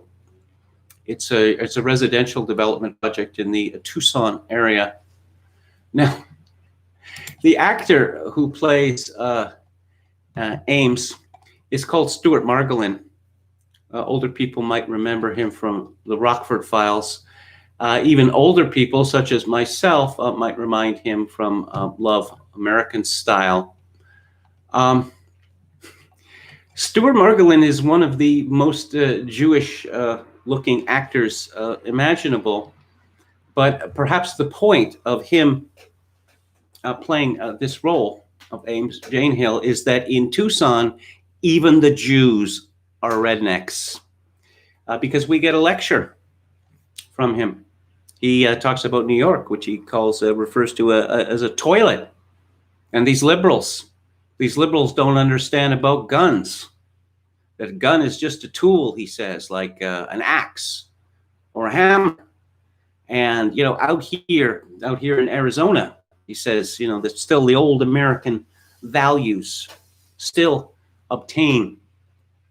And he takes Paul Kersey to one of those places in Arizona, which is a permanent setup, for shooting westerns, where they have trained actors, pretending to get shot and doing very impressive stunts, like falling off roofs and the like. And so we're introducing this Wild West element into the movie, the old-fashioned world, where a man did not rely on the police to protect him, because the police don't protect people. And in fact, this has come up in court cases time and again, where the courts have ruled that the police have no responsibility or obligation to protect anyone.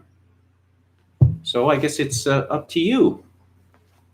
He takes Charles Bronson to a gun range, where he tells a sad story of why he turned against them, that his mother was always against them. His father was, I suppose you could say, a gun nut, as they call him, like Ames. And one day he was shot to death by an idiot who mistook him for. He turned against guns, and I guess he turned against the idea of war itself, because, as previously mentioned, he was a conscientious objector in Korea. And we see these old guns, percussion pistols and the like. Ames is he's a gun collector with a particular penchant for antique weapons. Turns out is an excellent shot. He had been an avid shooter as a boy, and he has lost none of every dollar of the project. Says he does not want these hills bulldozed. Dollar of the project. Says he does not want these hills bulldozed. That he wants to build a He wants to build a residential community which he can be proud, and the people who live there can be proud of it, and they all have the views of the hills. And so he makes it clear that he is going to scrub the project unless Paul Kersey's company agrees that they will have fewer units in this project. And Paul Kersey sells the idea, saying that, well, we're not going to make that much money on it, but it's going to be a showcase for us. Yes, this may sound, fantastic, but actually companies once made determinations like that. And so we see Paul Kersey hard at work at making changes on site. Again, great location shooting in Arizona. And he comes up with a proposal that Ames will agree to, and he's quite taken with Charles, quite pleased with him. And as he leaves, he asks him whether he's checking his luggage in. He says yes, and he says, well, he has a gift for him, and it's two bright, gaily wrapped boxes, a big one, a small one. And Charles Bronson gets back to New York, curious about what the present is, and he opens the big one first, and it's a .32 caliber pistol with a long barrel. And it is in a very handsome presentation case with the slots for the various things you need to maintain your gun. And the second box is full of ammunition. And so Charles Bronson has, as I say, he's got to the point. He gets mugged. He gets mugged by the river, and that's it. That's it. He shoots. He shoots a mugger, shoots him dead. And initially, he's disgusted with himself, and he is sick, physically sick when he returns home. But then he decides that he likes this. He likes to do it. He's going to make it his mission. And we see him riding the subways, walking the streets in bad parts of town. But of course, those days in New York City, I mean, if you're going to get mugged on Riverside Drive, well, then I guess that, what parts of the city aren't bad? It became a joke when in the 1970s and the 1980s in New York that people said that they were mugged. Oh, it's a commonplace that everyone gets mugged. Mugging, of course, is a euphemism for armed robbery. I remember one joke on Saturday Night Live. Well, there was a man walking towards me on the street, and I looked at him. You made eye contact? You see, it's your fault that you got mugged, because you'd never make eye contact with anyone on the street, because it could be a mugger.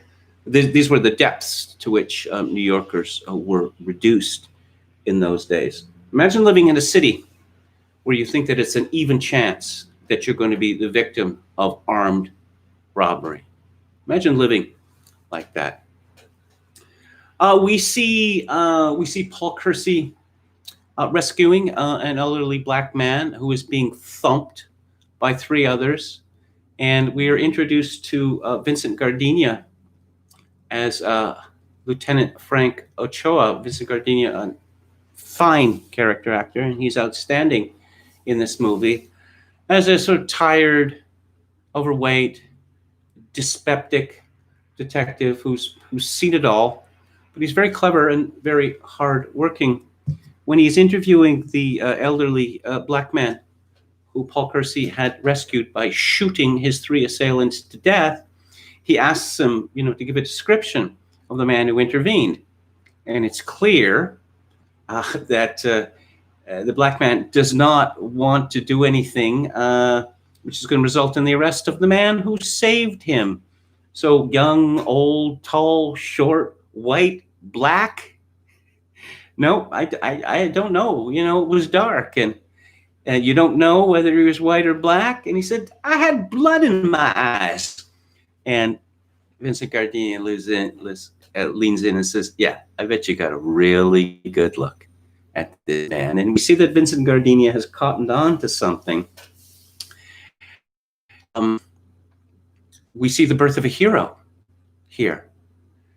this is, this gets out, that there's a man who's shooting muggers, that there's a man who's rescuing victims of violence, this is going to have a profound effect on the city. And indeed it does.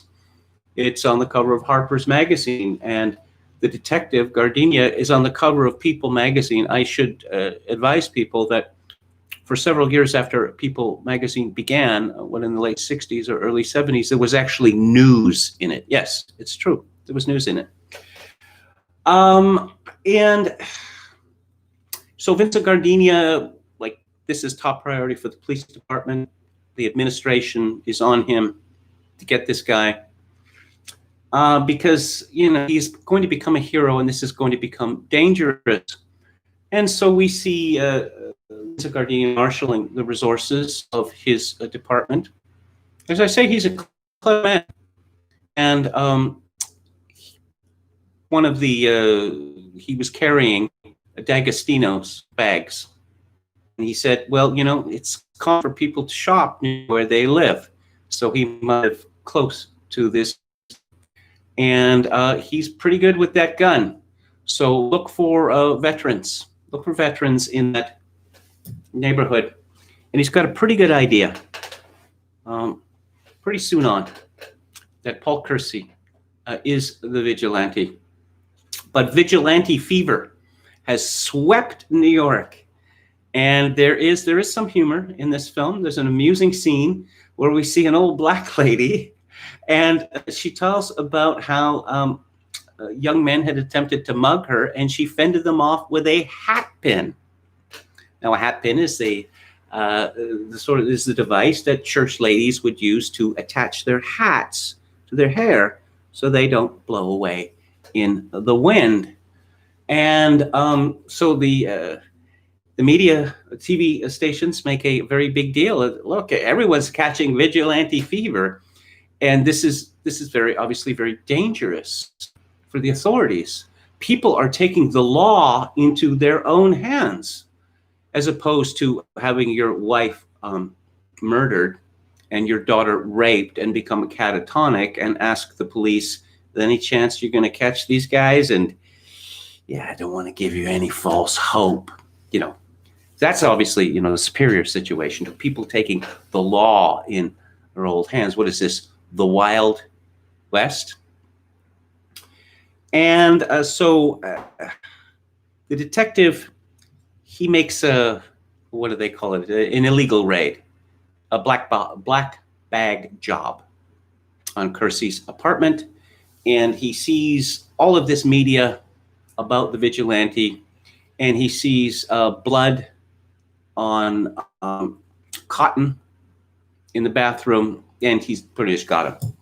So he's staked out.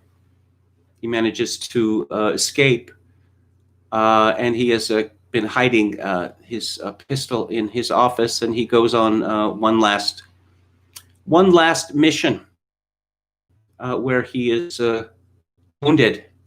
And we see that the Western mythology has very much taken over Paul Kersey, because we see him standing at the top of a staircase, a very handsome shot, particularly the way that the shot comes together, where we see the staircase and then we see Charles Bronson enter into the scene. Very impressive. Despite being wounded, oh yes, and the fellow that he's chasing became one of the stars of Welcome Back, Kotter, Lawrence Hilton Jacobs. And he calls out to him, draw. And this young black guy looks at him, what? He says, fill your hand. Very amusing. And so he's taken to the hospital. Is this the vigilante? No comment. And then later, this isn't the vigilante, because the mayor's office has decided that it's not going to make a martyr of this man. And crime statistics have fallen dramatically. And they'd like to keep it that way, because if crime goes up, if it explodes again, he said, the city will explode. So the order is given to go, to not charge. And Charles Bronson is, he's been wounded seriously. He's under heavy medication. And Vincent Gardenia is telling him in the hospital room that, Your company has offices in other cities, does it not? Well, take advantage of that. You're going to request a transfer to another city, stating that, you just can't get over the grief you associate New York with the terrible events. And so, get out of town. And then he turns to leave, and Charles Bronson says, Lieutenant? He says, yes. By sundown? Very, very amusing. Very, very amusing indeed. And so Paul Kersey decides that he's going to take a transfer to Chicago. And we see him. The final scene is in the Union Station. Again, great location shooting. And there's a very telling scene. A young woman being harassed in public by hooligans. And Paul Kersey makes an intervention, a sort of gentle intervention, but the movie ends with a very telling gesture. It's much more explicit than, say, the ending of Taxi Driver, in which it has been speculated, and I guess somewhat confirmed by Paul Schrader, that Travis Bickle is going to go back, to his old ways. But I won't spoil the ending, and I won't spoil the gesture. It is humorous and menacing at the same time. This movie was extraordinarily controversial. It was routinely denounced as fascist. Yes, just as Dirty Harry was denounced as fascist. Apparently, defending yourself, defending others is, it's the essence of fascism. I suppose, this movie came out in 1974. It would have been planned, sometime before. Nixon had been reelected in 1972, and to liberals, to the lefties, this was a very terrible period for them, because it seemed to them as if everything they'd achieved was going to be rolled back. And what America learned, let's say, from the Kerner Commission in the 1960s, was that the riots that largely destroyed so many American cities, they were the result of systemic racism, whatever they were calling it at the time. It wasn't the fault of the people, and the white flight, people chased for historic communities. This was sort of a righteous indignation, and Death Wish, it very much speaks to belief, just as Dirty Harry does, that the law system, even the police, did not work for the benefit of citizens anymore. It was a game to them, but not a game to the victims. And this was a tremendously popular movie as it bossed office its budget, and it has been a perennial favorite since then, and spun off many sequels. The producers of this film were nervous about what the black reaction to Death Wish was going to be. That they thought that perhaps people would rise up, and seek revenge against the makers of this movie or whoever, because most of the criminals in the film are black. It turns out audiences Death Wish. They were. Charles Bronson blew away one film, but also somewhat puzzling. I think this is a great film. Everything it sets out to achieve. I mean, it is a cliche movie about the man who was pushed far, but of course cliches exist for a reason. Charles Bronson, again, odd choice, but of course, Bronson has a blank face. It's sort of weary face, a much lined face. I suppose, he looks like a man who has been through a lot. It's helpful. But again, Other movies would have made a raw film. It's payback time. This movie isn't like that at all. As I say, it is very much underplayed, and all the stronger for it. Of course, there's a lot of scenes, Death Wish, and so you want to watch it on Blu-ray, if you can, because much like Dirty Harry, this is one of those movies where if you're not, if you're not going to be able to see the black, you lose a lot of it because the cinematography is so important to the success of the film. I highly recommend this film. I think watching it last night, I was more impressed with than I had ever been. So those are my thoughts on Michael Winner, Death Wish. I'm going to final look at the chat. How persistent trying to get Bronson to override. Interesting. Emilio D'Alessandro, who was Kubrick's, I guess, chief factotum, who wrote an autobiography, and there's a very charming documentary about him and Kubrick, which I recommend. That in the casting of The Shining, D'Alessandro was asked, well, what do you think of Jack Nicholson? And he said, sure, I like Jack Nicholson, but you got someone else. And Kubrick said, who? And D'Alessandro said, Charles Bronson.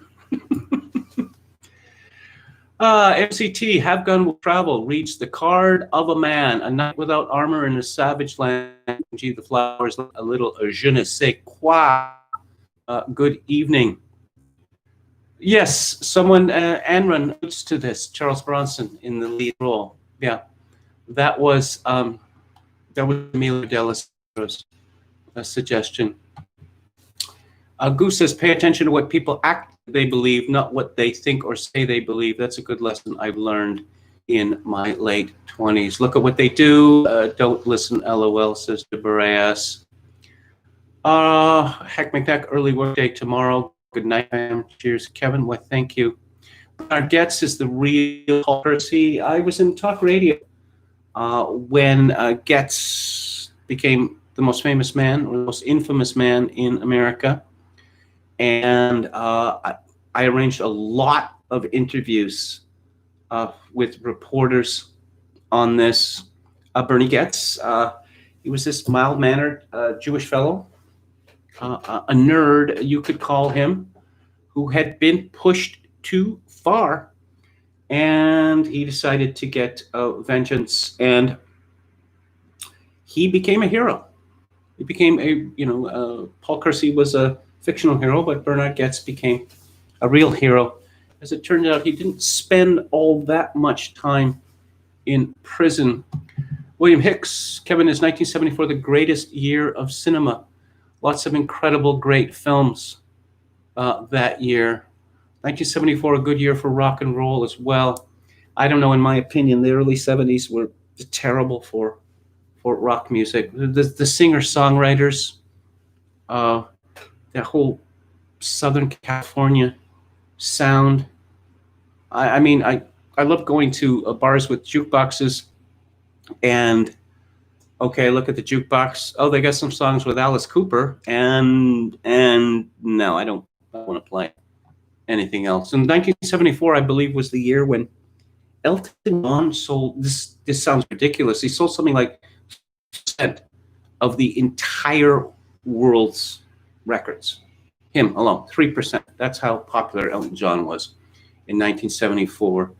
I'll have to look at a list of films made in 1974, but all of these weary, self-pitying Elton John songs, it just, I came to find it unbearable. The guy that is stalking his wife and scares Travis into buying a pistol. Oh, Scorsese in Taxi Driver. I very much love the scene in Taxi Driver. What's this called? Easy End, the gun dealer, who was a friend of Scorsese. This guy has this great rap, this great patter, you know. He's got all these great guns, too. It's an excellent scene. Halper says you can't make a right-wing revenge movie without a jazz fusion soundtrack. Well, again, it was Lalo Schifrin who did the soundtrack for Dirty Harry, but it seemed at the time that Lalo Schifrin was doing the soundtrack for everything. Of course, he famously did the theme song for Mission Impossible. Heck McNeck says this film made me very weary of young punks who look like Jeff Goldblum. Jeff Goldblum is quite tall, you know. Jeff Goldblum, maybe his first movie was called Next Stop Greenwich Village, which is by Paul Mazursky. I think it's really underrated. It's very, very well observed. It's set in the 1950s, and it's about an aspiring actor. And the actor who plays him died of cancer at the age of 30. But Jeff Goldblum plays an aspiring actor who goes in for an audition, and he doesn't get it. And you see he's so pissed off. It's very amusing indeed. Brandon Smith, twerking is the perverse trade-off of self-humiliation in exchange for sexual power over men. It's, presenting as a dog would. I don't really see the empowerment in that, frankly. So that is the show for today. Tomorrow's the book club. I'm going to be discussing Piers Paul Reed's The Dreyfus Affair.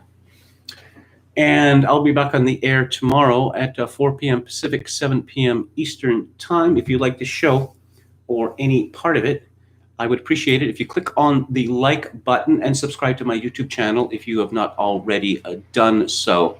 If you would like to donate to this live stream, which would be very much appreciated at the time due to the uncertainty of my living arrangements. I don't know how long I'm going to be here. It is another temporary residence.